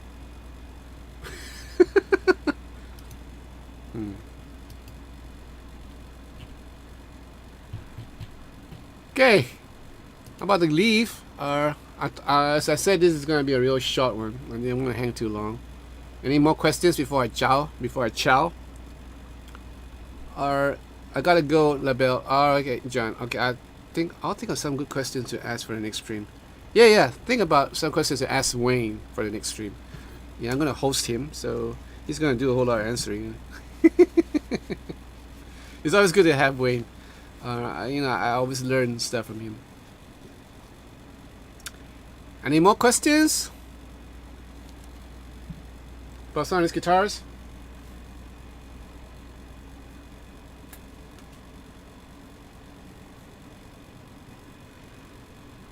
It's beautiful.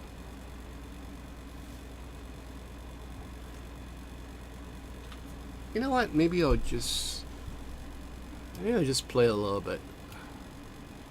Any cheap overdrives you recommend? How cheap is cheap, Nicholas? What's your budget like?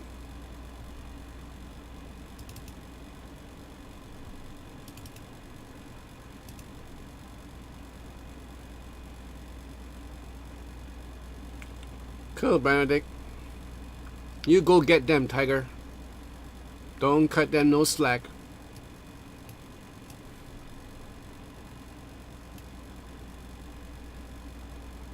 Yes, who's that? Alvin? Alvin, yes, I have used Mogami cables before. They're pretty good. Expensive though. Yep, they're really expensive. And I guess the cables are, the cables is one issue. The other one would be like, the connectors, because you could have the best cable, but if your connector sucks, the connector sucks. So. Hi, Crankstar. How are you? Is there any signal? Oh, there is sound. Okay, cool. But it's terribly out of tune. Oh, let me see now. I'm really excited about this Mustang because, like I said, I used to have a Mustang. I wonder whether it sounds the same as my old Mustang.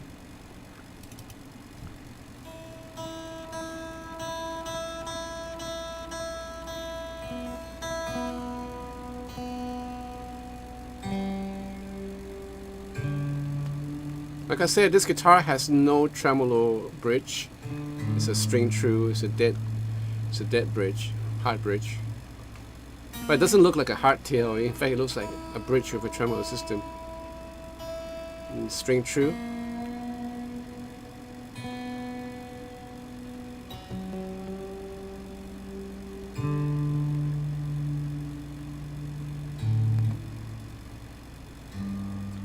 Oh, so sorry, Robert. Do I own a double neck guitar? No. I would probably die playing a double neck. It's gonna kill my back. Yeah, I have an old injury back in from my army days, because some of you guys probably would not know, but I was a combat engineer, so we kind of build bridges and stuff like that. You know why is this so noisy? Because anyway, so I had an old injury on my back, and I can't possibly like carry a double neck guitar. That will kill me. Carrying a Les Paul for one or two songs, okay, but for the whole show, no way, Jose. Sounds nice.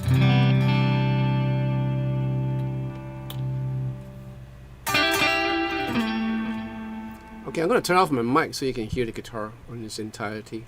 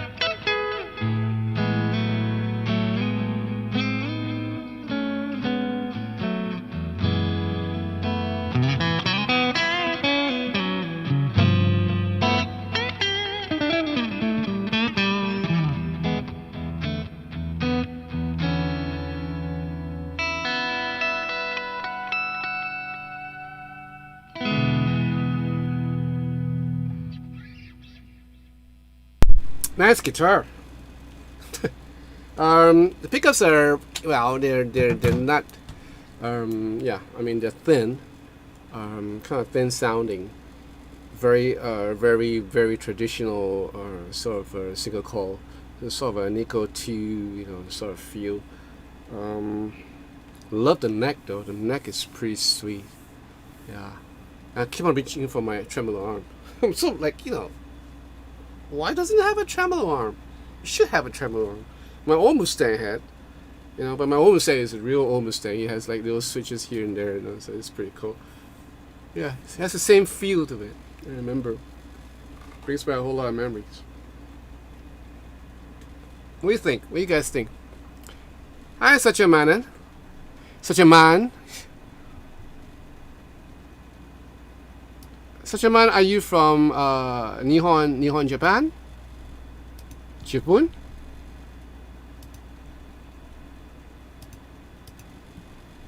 Ohio. Okay, so what? Who injured himself playing what? Who injured himself playing Total War? I hurt my back once while playing 15 hours. Oh my good lord! Wow, that's amazing. I play Total War, but you know, 15 hours straight is just too much for me. Yeah.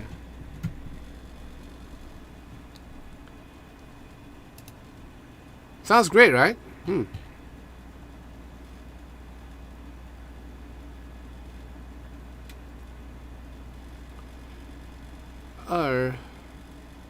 Crankster, have you ever had a chance to play one of the throwback Fender Strat 80s remaster?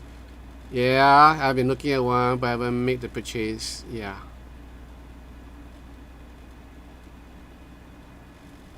Well, this is probably, there's another one at the hall which I haven't break out yet. So this, I don't know. I'm hoping. All right, hoping this is some of the remastered guitars. But then again, I don't know. I really don't know. So,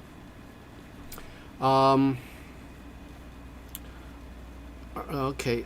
Robert R, do you ever get asked to do cover songs while you're on stage? All the time. No. When we're on stage, we usually do, like, you know, when I go on tour or when I do stuff, I get asked to, I mean, I get hired to play on shows that don't do covers because we're doing original stuff. And these are for like, you know, for artists who have their own albums. So when they're touring, they would probably do their own stuff. Once in a while, yeah, we'll do covers of another song which the artist wanted to do, and that'll be fun because some of the songs are really nice. If you're talking about the ones that I do on last Friday, you know, those kind of shows, yes, it's covers all the way, you know. I think the original song was the song that was from me, which I played on acoustic guitar. Yeah, that was written by me. Yeah. In case you guys haven't watched it, so yeah. Alvin, no. Well, yes. There is the Three Kingdom, if you're interested in Chinese history. Yeah, the Three Kingdoms is pretty good. And there's another one called Troy. Yeah, so you get to play the rest of the Greek states, or you can play Troy to defend the city of Troy before he gets burned to a pulp. Yeah, so those are like the new ones, right?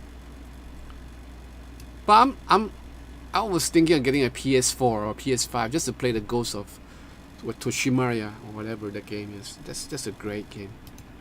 Yeah, sucker man. So you're from Japan. Welcome. Hi, Paulo.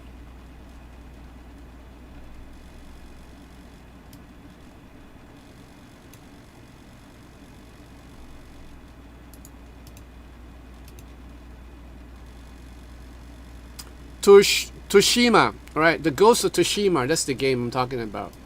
Great, beautiful game. You know, I'm just waiting for it to be released in PC, on PC. You know, I'll probably get that game.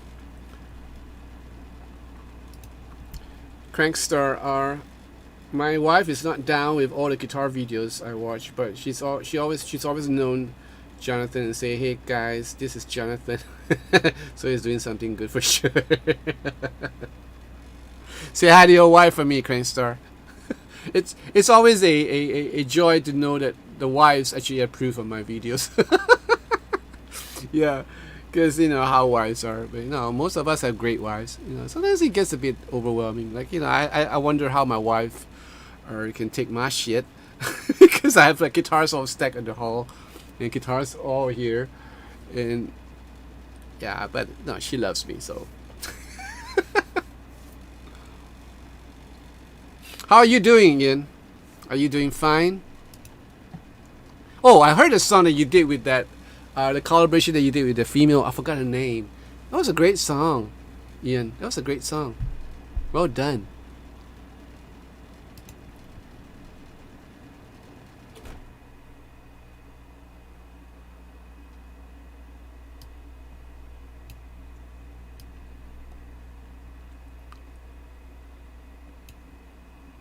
Sachaman-san, which part of Japan are you from? Everybody's so quiet, I don't know why. You're asleep?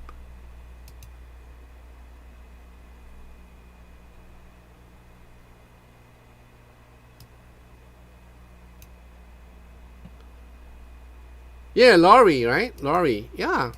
That's great, that's a great song.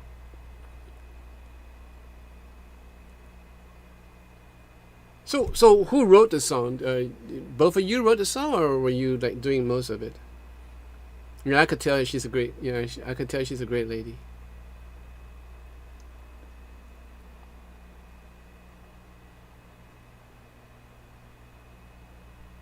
Yeah, before you came in, I was just telling the guys that I just finished a skeleton of a cover that I really love to do, and I just finished it. So I'm sending it off to a friend who's in Taiwan for him to do a harmonica part and some string arrangement.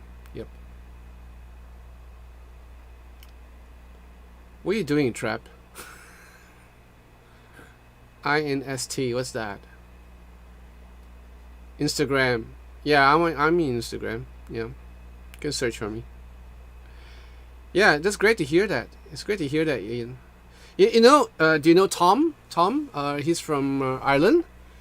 Yeah, I know you're from Wales. Right? Yeah, so I actually called him. You know, so I called Tom the other day. I think it was yesterday. We had a great chat. Yeah. Oh, the song is from the movie The Breakfast Club by the Single Minds, originally from the 80s. I never heard the song. I thought it was an original from you. Cool. Robert R. Do I use locking guitar straps all the time? All the time. Most of the guitars have locking straps. You know, pivots on. Yeah. So basically, I have just 2 straps that I use all the time, and these are all Fenders.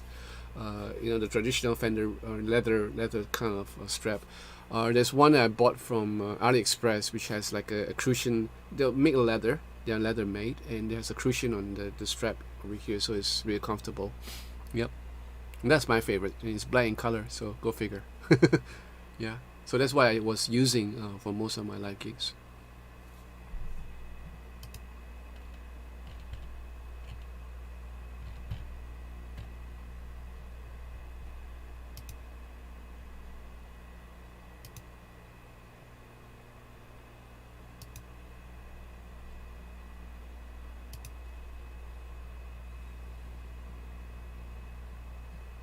I thought Hugh was here for a while. Don't see him now. Hugh, are you still here, Hugh? Oh, I think he left. Okay, you guys are awfully quiet, so I think I'll call it a night. If there's no questions, then I will leave.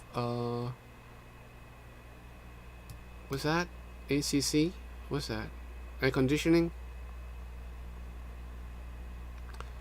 Do you use an old school pedalboard live or something else these days? The Helix, Ian. The Helix. Oh, which reminds me. I actually have a. In Tokyo. Good, such a man.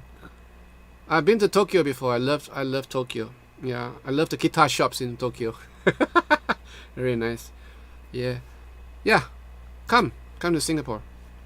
I've not met Tom, but I'll check for his comments. Yeah. Yeah, he's a great chap. You know, he suffers from certain ailments, and so he's starting to kind of like play his guitar, you know, somewhat. And great guy. You know, he's always full of positive stuff. You know. Anyway, my account trap is I don't know, just John Castet, I guess.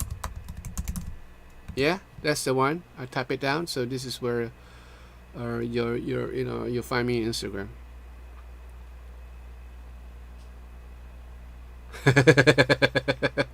Okay.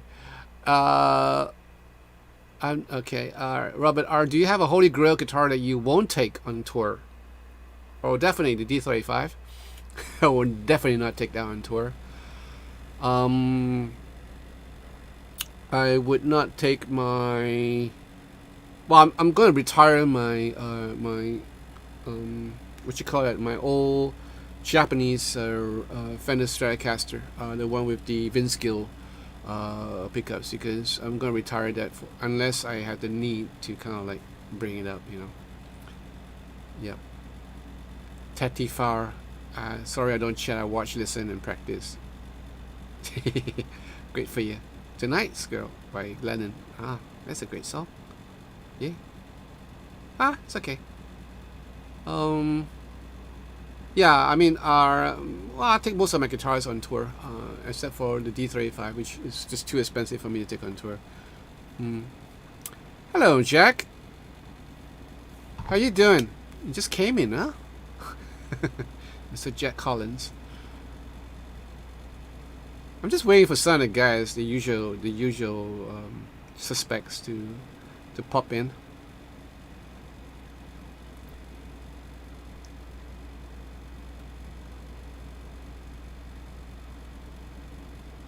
So okay, so just to tell you that I will have Wayne back on this Saturday.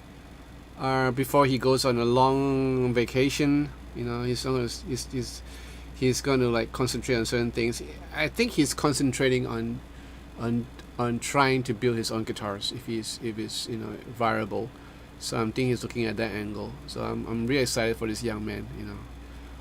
But his pickups are actually picking up. There are people who ask for his pickups. So yeah, so you might want to ask him questions about his pickups, and I'll try to get the review done for that set of pickups that he did for me for my Les Paul, and I'll give you my take on it, and then we can discuss more about what his thought process behind these pickups, you know. Jack, I've been having to work 7 days a week lately, and I ain't had a chance to chat with y'all. So sweet of you, Jack. Don't work too hard now. You need to have a break every now and then. Is there security backstage to watch your backup guitars? The backup guitars are always on stage, Robert, because you know you're gonna like put all your guitars there. Oh no, Alvin, you have to mention sausage and beans. Let me see whether I have a can of beans lying somewhere in the cupboard. Yeah, maybe I'll cook me up some beans and maybe some sausage. I'm hungry. I'm really hungry after the shortbread. You know, I had a couple of shortbread. Just don't fill my stomach. Yep, I guess I'll cook myself some supper later on. Yeah, beans sounds great at this time. Yeah, so Robert, yeah, there's no security backstage. What we have is a dressing room most times in the venues that we play. So this dressing room would hold our personal stuff, like you know our clothes and whatever, I mean guitar cases and all that, and they will mostly be locked. There was one occasion where we did a show here in Singapore, and it was supposedly locked, but somebody broke in and stole a whole lot of stuff, iPhones, laptops, and that was bad. Yeah. I got to work out of time because I love the expensive guitar gear. Yeah, I know. Peter Clipson, how are you? Love your videos, John. Thanks for the great work. Oh, thank you. It's a pleasure. It's always a pleasure. You know. Yeah, I'm always like you know, I don't consider myself a gearhead. Yeah, but when it comes to guitars, that's a different story altogether. You gotta love these guitars. Yes, Robert R, you take care. Yeah. And this amp, this big, huge amp, this is a Lionheart, you know, mistaken, right? And look at my poor Lanny VC15 right under this huge Hulk. He's probably asking me why do you do this to me? Why do you have this Hulk over my head? Yeah, the Lanny is a killer, you know. This VC15 is already a killer, and this is like humongous. I haven't gone through the specs because I haven't looked at the amp thoroughly because it's so heavy, and the thought of bringing this down and checking out, you know, and videoing it is already like, you know, yeah. But I have to do it, and I'm guessing this amp sounds really good by the look of it. You know, it's got a nice tweed speaker grill, really well made. I guess these are made in China, if I'm not mistaken, but. You know how they are making amps right now in China? The Black Stars, you know, in the Langleys, they have really good workmanship over there. You know, I'm really impressed with some of the Black Star amps that I reviewed, the Silver Line, you know, and the 6L6, the tube amps. They're all like, they have like really nice workmanship on the grills and the handles, nice leather. Well, they could be fox leather, you know, but artificial leather, but they look and feel really like the real thing. It's really nice. Right?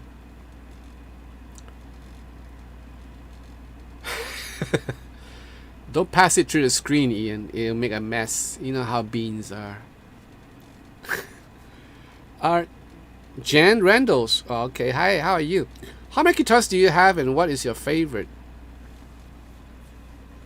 God, someone asked me the same question today. I didn't know how to answer him. I have probably like close to 20, maybe more. I don't know. Some of it is not here. Some of it is in Jeff's house.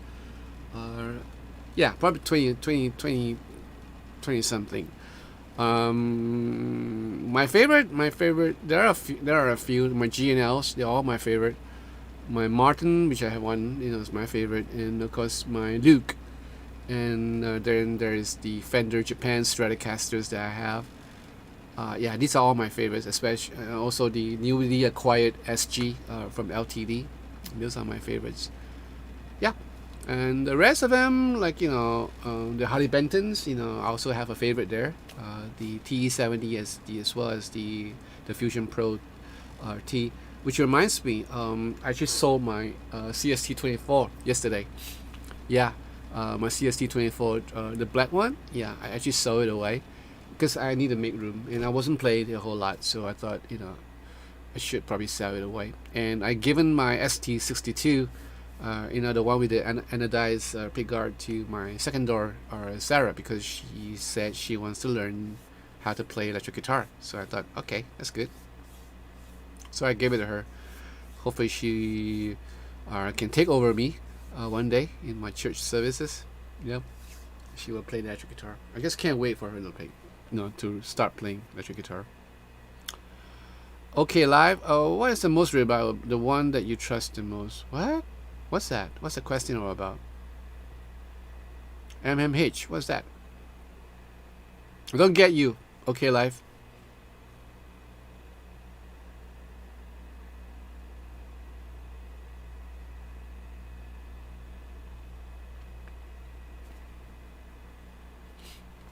John Randalls, thanks. Nice.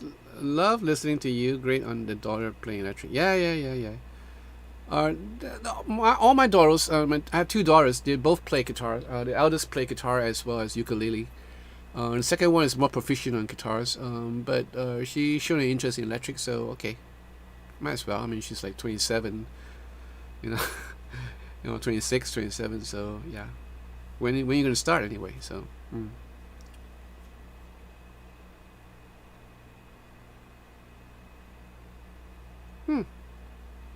This Fender Mustang looks really nice.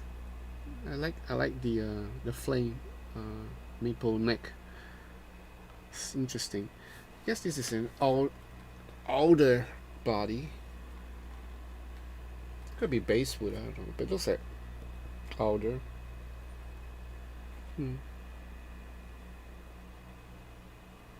Interesting guitar. Ah well. So okay, live. I mean, which one is the most reliable from which you are not afraid that it'll let you down live? The Comanche. Yeah, I would like to say the Luke, the Ernie Ball Music Man, but because I have bad experiences with the battery compartment, which Wayne has offered to replace, because the battery compartment is really bad, situated in a bad position, because it's on a back plate, just directly, near where your belt buckle is when you're wearing jeans or anything like that, and when you're jumping or when you're moving around, sometimes the battery compartment would cause noises here and there. As long as you're not jumping around, you're fine. So I didn't have problem last week when I was playing in the live stream, but I had problem with it before. So I would like to say the Luke, but it's because of that. So I guess the Comanche is the close second.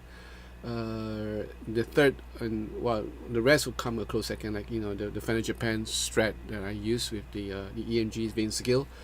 Those are my go-to guitars because of the EMG pickups. The reason why I say the Comanche is because the Comanche is virtually noiseless because of the Z coil pickups, and I like the way it sounds. Yeah. Cats, I just picked up some 346 size classic picks and some monster grips. Wow, we'll see what they have to them. Okay, Cats, good luck to you. Well, those are like really, really happening. Like it looks. I mean, it sounds really, really awesome. 346 size. Wow, monster grips. Peter Clipson, yeah, how are you? Yeah, I said hi to you before. Okay, what's your favorite cover video you've made? I love Deep River Woman and Gently Weeps.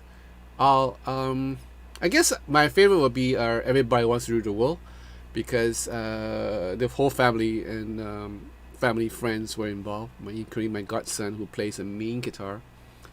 I guess that is my favorite cover videos. I'm making another cover video which I totally am in love with the song for the longest time, because when I first heard that song I was like 5 or 6 years old, and I've always wanted to do a cover of this song, but I've put it off for the longest time because I'm trying to kind of find inspiration as how to do it, in a way that pays tribute to the original artist and the original songwriter. So watch out for it. It's going to come out soon, and I can tell you that it features the two 35s from Martin, the HD35 as well as my D35.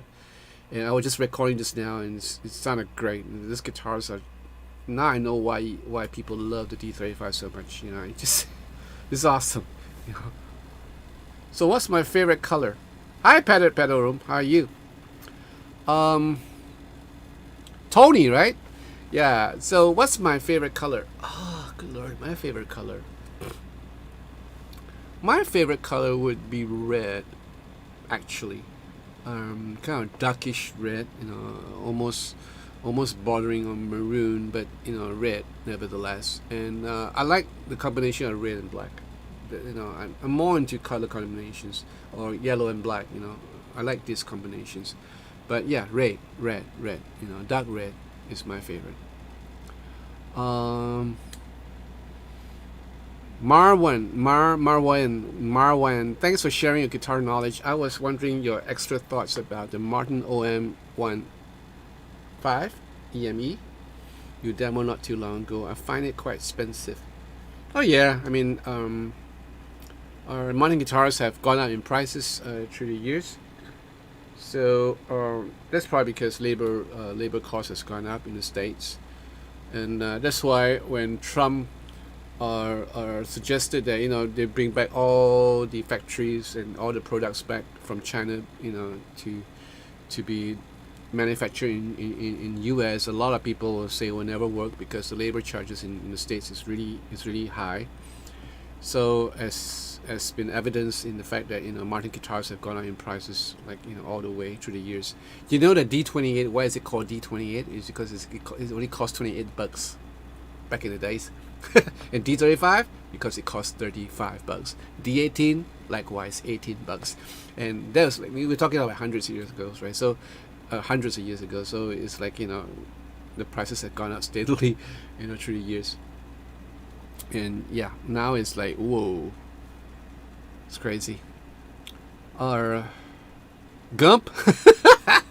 Trump, yeah, okay. Gump, I'm Forrest Gump. Yeah, okay. What's his favorite quotation? Life is a box of chocolate. That's what my mama said. Love that movie. Yeah, Tom Hanks rules. Have you guys watched the new Tom Hanks movie called The Greyhound? Go watch it. Killer movie. And I was apprehensive. I was like, I was having my doubts before watching it. And when I watch it, whoa, it's a great movie. Yeah. Anyway, King Liberist. Hey John, what's the best bad guitar you have played that everyone said was mediocre but ended up being great? Oh, that's interesting. I have a couple of this actually. You know what? Gotta remember this. I gotta bring it back to memory. This one guitar that I played, I didn't think too much of it until I play back and I go like, whoa, this guitar actually sounded good. The PRS SE semi-solid. That's one of them, because when I was doing the demo, I didn't have a good experience. Well, it's not a bad experience. Like I was like playing it and I thought that this guitar is kind of so. But after I did the video and when I went back and watched it, I thought, whoa, that guitar just sounded really good. So yeah, so that's one. And I know it's a surprising thing coming from the fact that it's a PRS. And then I think the other one would be the Fusion T. I didn't think too much about the Fusion T because I played the roasted maple necks from Harley Benton, the Fusion Pro, the HSH, and I knew what it's gonna be like. But I didn't think too much about the guitar itself because it's gonna be fitted with the Wilkinson or rather the Roswell humbuckers. I thought it's gonna be just normal. But when that guitar is what happened was when I started playing on it, I go like, whoa, it was instantaneous. You're like, okay, this guitar is the real thing. This guitar really do sound good. It has that right feel, and I can. Sometimes when you play a certain guitar, you can tell like the notes that you are playing is so responsive, the neck is responsive, everything is responsive, and that's exactly how I felt on my Fusion T. Alright, 148. Do you like Ibanez guitars? Because there is one that you should have, is black and red. Oh really? Yeah, no, 148, my birthday is on October, towards the end of October. If you want to give me a gift of an Ibanez guitar, just PM me and I'll give you my address. It's much appreciated, and I'm going to remember you for the rest of my life. I have a problem reviewing Ibanez guitars because apparently Ibanez is kind of like not really that willing to pass out the guitars for review or for playthrough. Not like Fender or Gibson. They're pretty quite generous. They actually like allow guitars to be reviewed and stuff like that, but not Ibanez. So I have no choice. I have no opportunity to kind of like review any Ibanez guitars for now. Alvin, I was just looking at my MXR. What? MXR runs come. When you said your favorite color was red. Ever used one? I actually had one here the other day. I passed it back to Jeffrey because he wanted it back. I was thinking of doing a review, but he got it back, so okay, don't matter. I'll get it back. P Rock, what's your opinion regarding neck radius? Prefer 9s? Ever try a 7? I have a hi P-Rock. If you haven't subscribed to this channel, please subscribe to this channel. Are you such a man san? If you haven't subscribed, please subscribe. P-Rock, I prefer 9.5. I have a 7.5 which I love. Yeah, I don't like the fret radius too, like, you know, too flat. I don't think I really like the 14s, even though my SG LTD is 14, you know, I'm mistaken. Not too flat, you know. I think I would love my fret radius to be around about 9.5. Yeah, and a 7.5 works for me too, because it has that traditional feel that I'm so used to. I'm just, you know, I'm just crazy.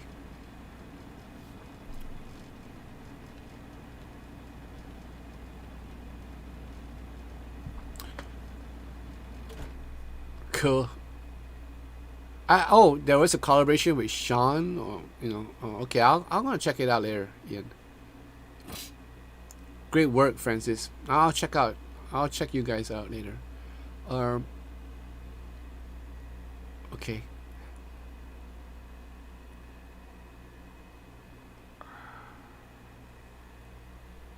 My recommended is 1954 40th anniversary Stratocaster. You know that this is Fender Japan. Yes. But it's hard to come by. It's hard to get it over here, such a man-san. Because the shop that sells Fenders, they only, like, you know, bring in stuff that can sell. You know, so the rare stuff I have to go to Japan to find. And there's some shops in Singapore that actually import all these rare things, but very expensive. Yeah.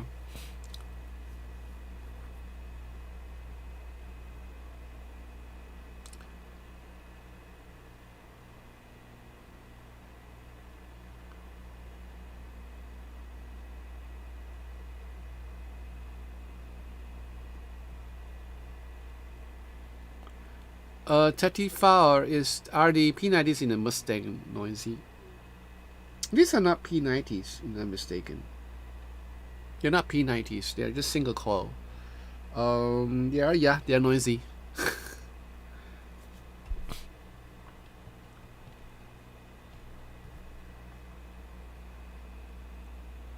Alvin, you can get an Icky Trump bumper sticker or a button at Third Man Records. Hey, Tom! Speak of the devil himself. We were just talking about you, Tom. Me and Ian. Late as usual, my defense, always playing guitars. Yeah, alright, okay. Great for you. Yeah, I was sharing what you told me about doubling, you know, the slang for films, to a friend of mine. And he was cracking up. He says, okay, I'll tell my mother she's Irish then. Thank you for that. Brand without claws. Anyone know some good tele pickups for a decent price?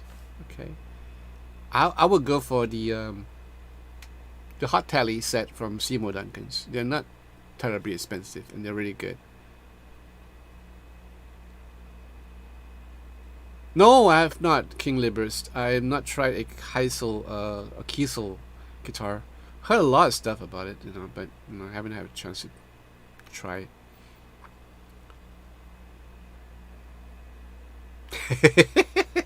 Film. I have to watch a film.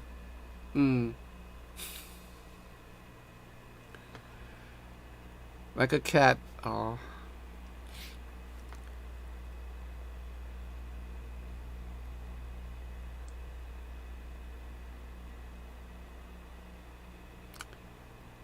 Ian, I have a question for you, Ian. When you're doing your vocals, do you have some sort of effects going on, like a chorus or a doubler when you sing?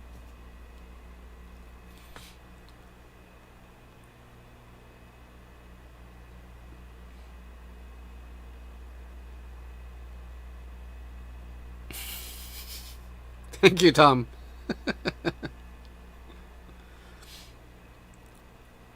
It's so funny, you know. Ian, do you get my question? Okay. No, you did not. Hi, Edward. No, this is this is like an impromptu thing. I was just telling the lads that I was doing something, and yeah. You know what, Ian? I would love to hear your voice without all that. Probably a little bit of reverb, but without the double tracking. That'd be great to hear your your voice as it is. I'm sure you have a great voice. Yeah. I would just a thought. I mean, it's up to you, really.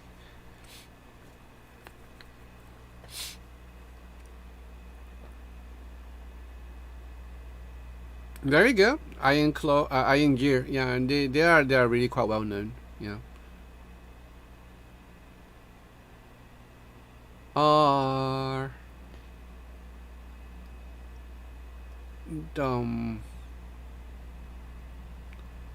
What live tracks? Which live tracks? Give me the link, Ian. Give me the link. No, I'm not talking about when you're performing live, like when you're recording, or like in your own songs and stuff like that. Have you ever tried like recording a vocal without the double tracking and everything? Yeah, you see, Francis agrees with me. If you have a great voice, don't hide it with the double tracking. Flaunt it. If you have it, flaunt it. That's what I say.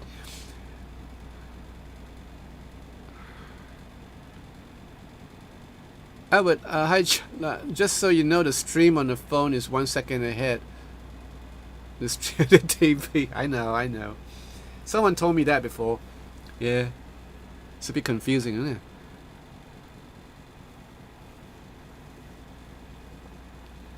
I was about to leave and then you guys turn up, You guys are always late to the party anyway, so maybe I have my stream around 4:30. I wonder whether Wayne can stay up that late. Don't mind me, I'm just talking to myself. Okay, brand without cross. I bought a Harley Benton. Shame. Pickups are kind of weak. Not it's not great. Tuners are okay. Well worth the money. Yep, that's what you get. There are some nice Harley Benton tallies if you're looking for one. Yep. The T-70 is pretty good. I think it's well worth the money if you're not too picky about the black paisley design. I think they're great. They're great. Ian, yes, on some tracks, the ones on the channel that says they are live are just recording myself play and sing. Yeah. I know, okay. So, but I'm talking about Ian. I'm talking about those some of the songs that you did, which has a whole band and stuff like that. Yeah, it'd be great. I would love to hear your vocal.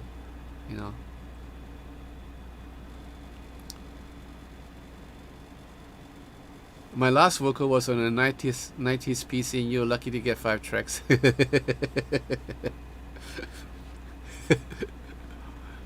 Edward, I have to watch both on the phone and TV because I can't comment on the TV, but it's...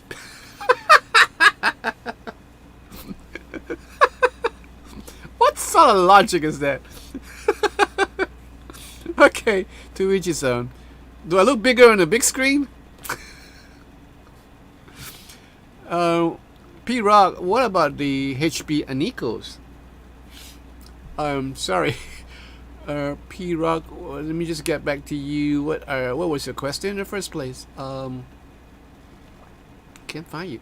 Okay, what opinion on only asking about fret radius? It was the last that you asked me. And then your next question would be what? Your next question would be this. What about the HB Anikos? Well, they're good. Some of the Harley Benton, they have a couple of Strat models with the Anikos. They sound pretty awesome. But then again, you're talking about the Rockwell single call. I find them to be a bit brittle. Yeah, I find them to be a little brittle. If like for example the ones on the ST-62, they're kind of bright sounding, and where after when I had Wayne put on his pickups, there was a whole lot of difference. So there is a difference, right?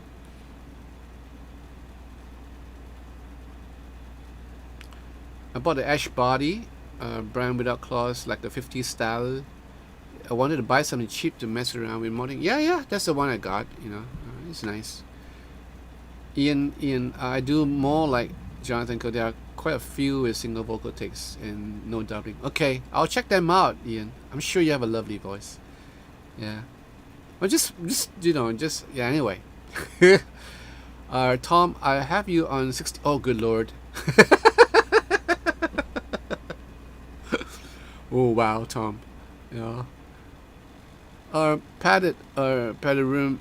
Francis, I love your music and voice. I enjoy doing that collab with you. I'll get working on the next one with you. Cool.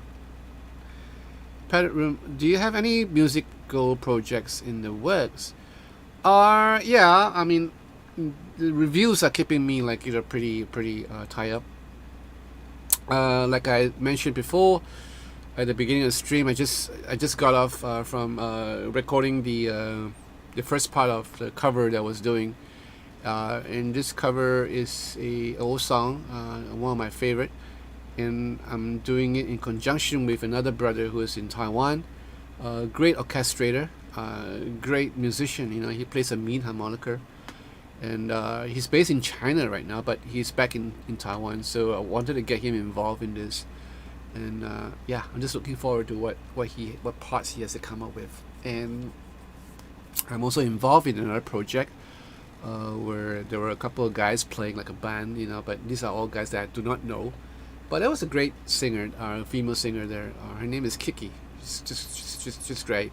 And of course, there's another keyboard player and singer named Steven. So yeah, and I did couple of parts for him for a song called Georgie Porgy. Yes, Toto's Georgie Porgy. One of my favorite songs too. Anyway, I'm waiting for that video to be finished because it's taken a whole long time, awful long time for editing. So I'm looking forward to that too. And apart from that, yes, I'm still working on the album that I was producing. It somehow got paused because it's whole COVID-19. So I probably have to get back to work again. And yeah, and I just did a session last night. No, I did a session on Monday for recording. So yeah, I'm keeping pretty busy, and I try to take Mondays off if I can and give myself some little breather. But yesterday was another off day for me because it was a full day because I went out to do a couple of stuff, meet up with people, and then head on down to Wayne's house, to get my the new humbuckers fixed, and came back, was just tired out, And then the guitars came, and yeah, it's been like crazy. This Mustang just came in a couple of hours ago, so there are two Fender guitars, and right now the other one, I have no idea what the other one is. So, oh, okay. Where are you now?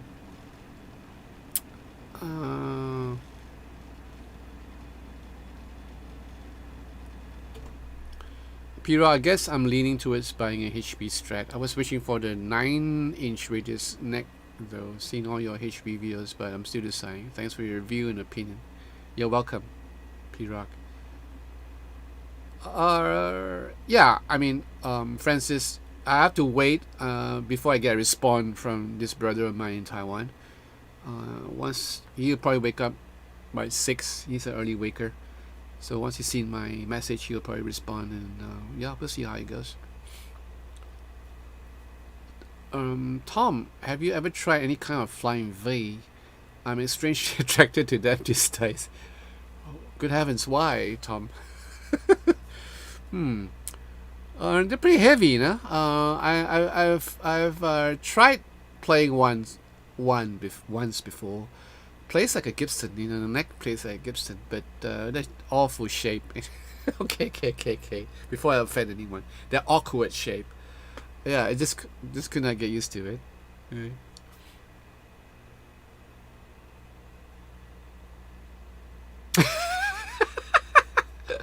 You almost took your eye out, Ian. Yeah, there's this tendency that that it's gonna do some grievous harm if you're at the wrong end of the flying V.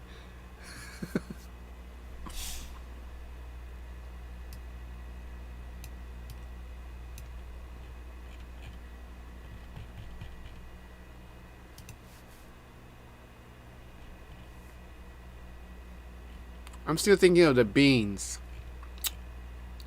Alvin, are you still there? You finish your beans. Alvin? Do you still have leftover beans?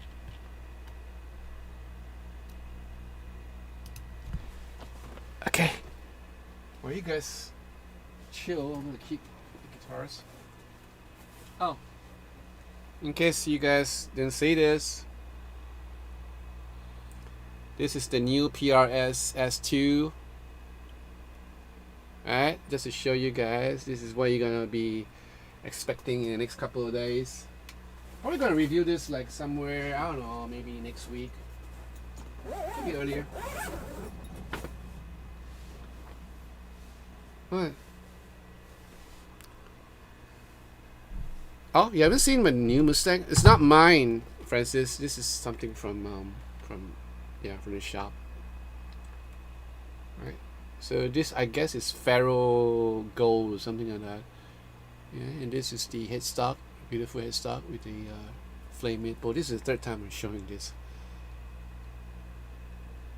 It's a great looking guitar. Right. 2 pickups. These are not P90s. These are single coils. Yeah, pretty traditional sounding. I have the original Fender Mustang years ago. Sold it away. Yep, regret it ever since. Alvin, I think I will get the HB vintage Strat. Very inexpensive specs. I prefer at this time the GNL Legacy Tribute SSS. Tempting to save it for. No, Alvin, don't do that. Still cooking.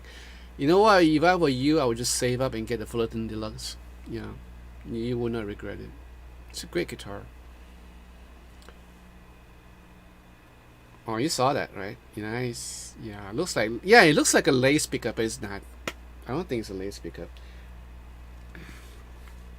Yeah, I'll probably do some research on this. It looks like a lace sensor pickup, right? Tom Core, I just got a Boss DD 200 Delight. Oh boy, I had hours of fun so far. Yes, I used to have one many years ago. I wonder whether this is the same one. I have the Boss what you call it, which is not with me. It's a great pedal to have. Harmonist. Yeah, the latest Harmonist. I love the pedal so much, but I don't need it for the Helix. I use it with my my X3, my Line 6 X3, because there wasn't really good, real good harmony effects or stuff like that. But the Helix has beautiful pitch shift and all, and even a harmony mode. So yeah, so I passed it to Jeffrey. That's a great pedal to have. Alvin, which do you find more bell-like, the Mustang or Strat style? Strat. Yeah, something about Strat. With 3 pickups, especially the second and fourth position, it just sound totally different. Yep.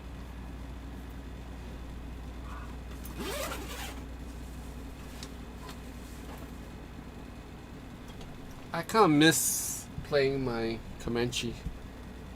Yeah, I'm gonna play it. I'm gonna play this for a while before I leave, just to get it out of my system. Let me see now.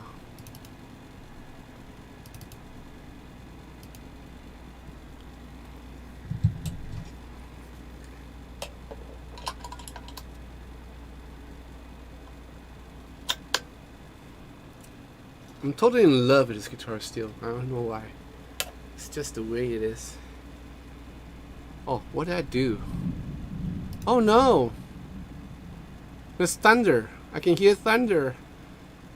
Thunder in my heart. Remember the song by Leo Sayer? Thunder in my heart. Is it demo guitar? Oh, whatever it is. I'm safe.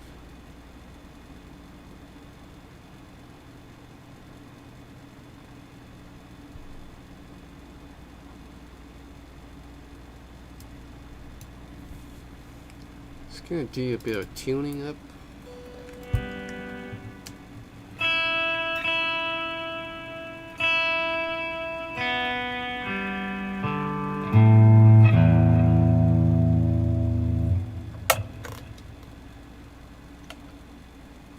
Every time I hear this, and I'm in the wrong preset, but it still sounds good. It's crazy. I'm at a Blues Boy preset. Okay, this is the... Why is it so distorted?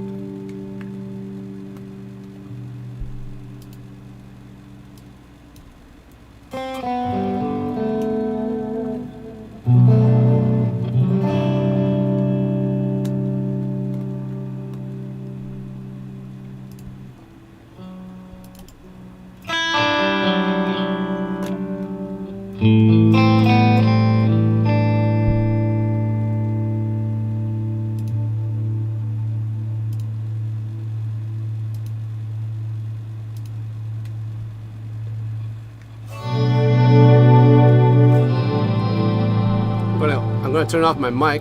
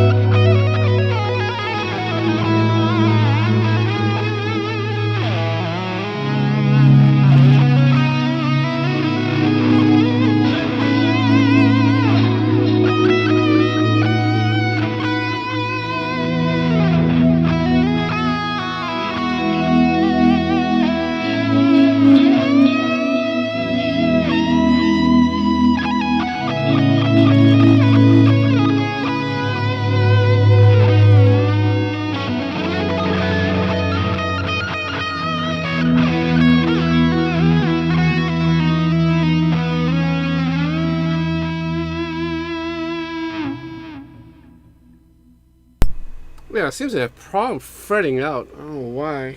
I need to do some adjustment, I guess. I tend to spread out on the.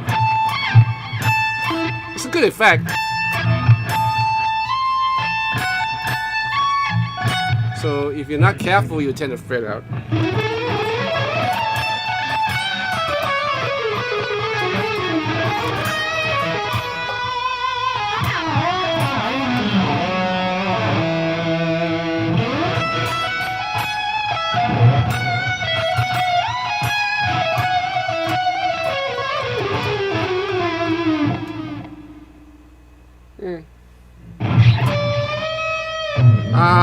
Okay.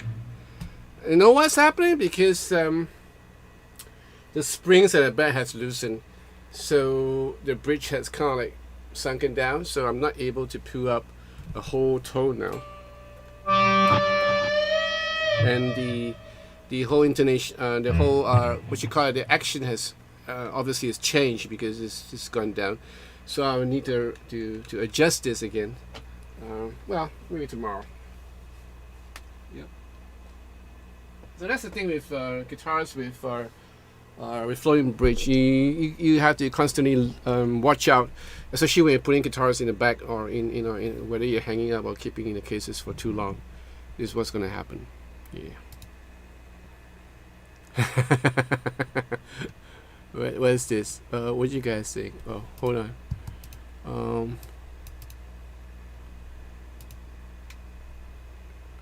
Delete. Yeah. Wait. Cats are no. That's a Fullerton Deluxe. Yeah. Bye, Brian. Yeah, we're probably gone now. Yeah. The Strat is on my long-term list. It's amazing. Yeah. We need a movement. Yeah, we need a movement of musicians with conditions. And oh yeah. I mean, I totally agree with that. Ian, you guys have totally so much things to offer. You know. I could start a bedroom band called The Damage. That's a good one. That's a great idea. Ian, strung with angel hair. I hope not. I don't want to see a bald angel walking around, flying around.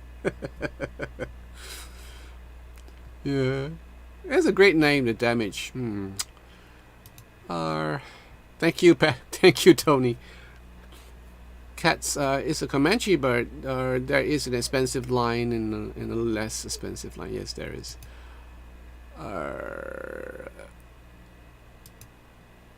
Okay.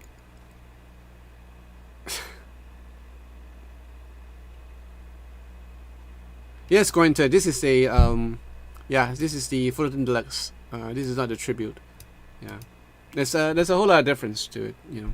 And like I said, guitars need to be maintained, no matter what sort of guitars you're having. Oh yes, I am, Edward. I was telling the guys that I'm bringing Wayne with us. So Wayne is going to join us.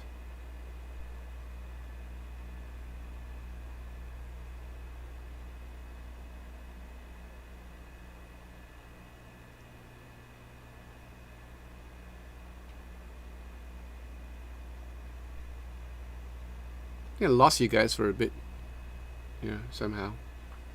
And yes, again I repeat, Edward. Yeah, we're having the stream same time. I'm getting Wayne to come.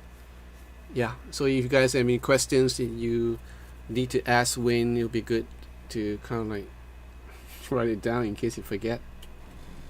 Yeah.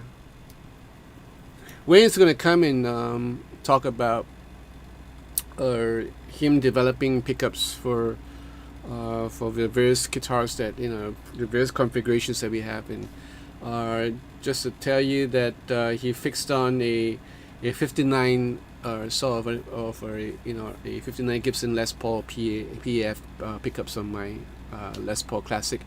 So a sweet sounding guitar pickup, and I am just biding my time to test it out. So yeah, that'll be great. Yeah. Oh, he is Ian. He's such a wealth of knowledge. And yeah, I mean, there's a whole lot of things happening for Wayne. I'm so excited for him. You know, I always look upon him like a son, and you know, he's married now. Kid is on his way. You know, his career ahead of him. Yeah, and he loves what he's doing. He's so passionate about the things he does. You know, so yeah, I'm pretty excited for him. All right, guys, I think I would have to call this a night. All right, and I'll see you guys on Saturday. So in the meantime, you guys take care of yourself. My love to you, Tom and Ian and Francis, and to every one of you going to, yeah, you guys take care, keep yourself safe. And Tony, yeah, and Edward, my love to you all. Alvin, hope you enjoy the beans. Hey, thank you, Edward. Right, so if you guys are you know are in the Facebook, you know, or if you need to ask me some more questions, just feel free to go ahead and ask me and text me. I'll try my best to answer them. But in the meantime, yeah, see you at the stream on this Saturday. All right, guys, take care. Ciao. Good night.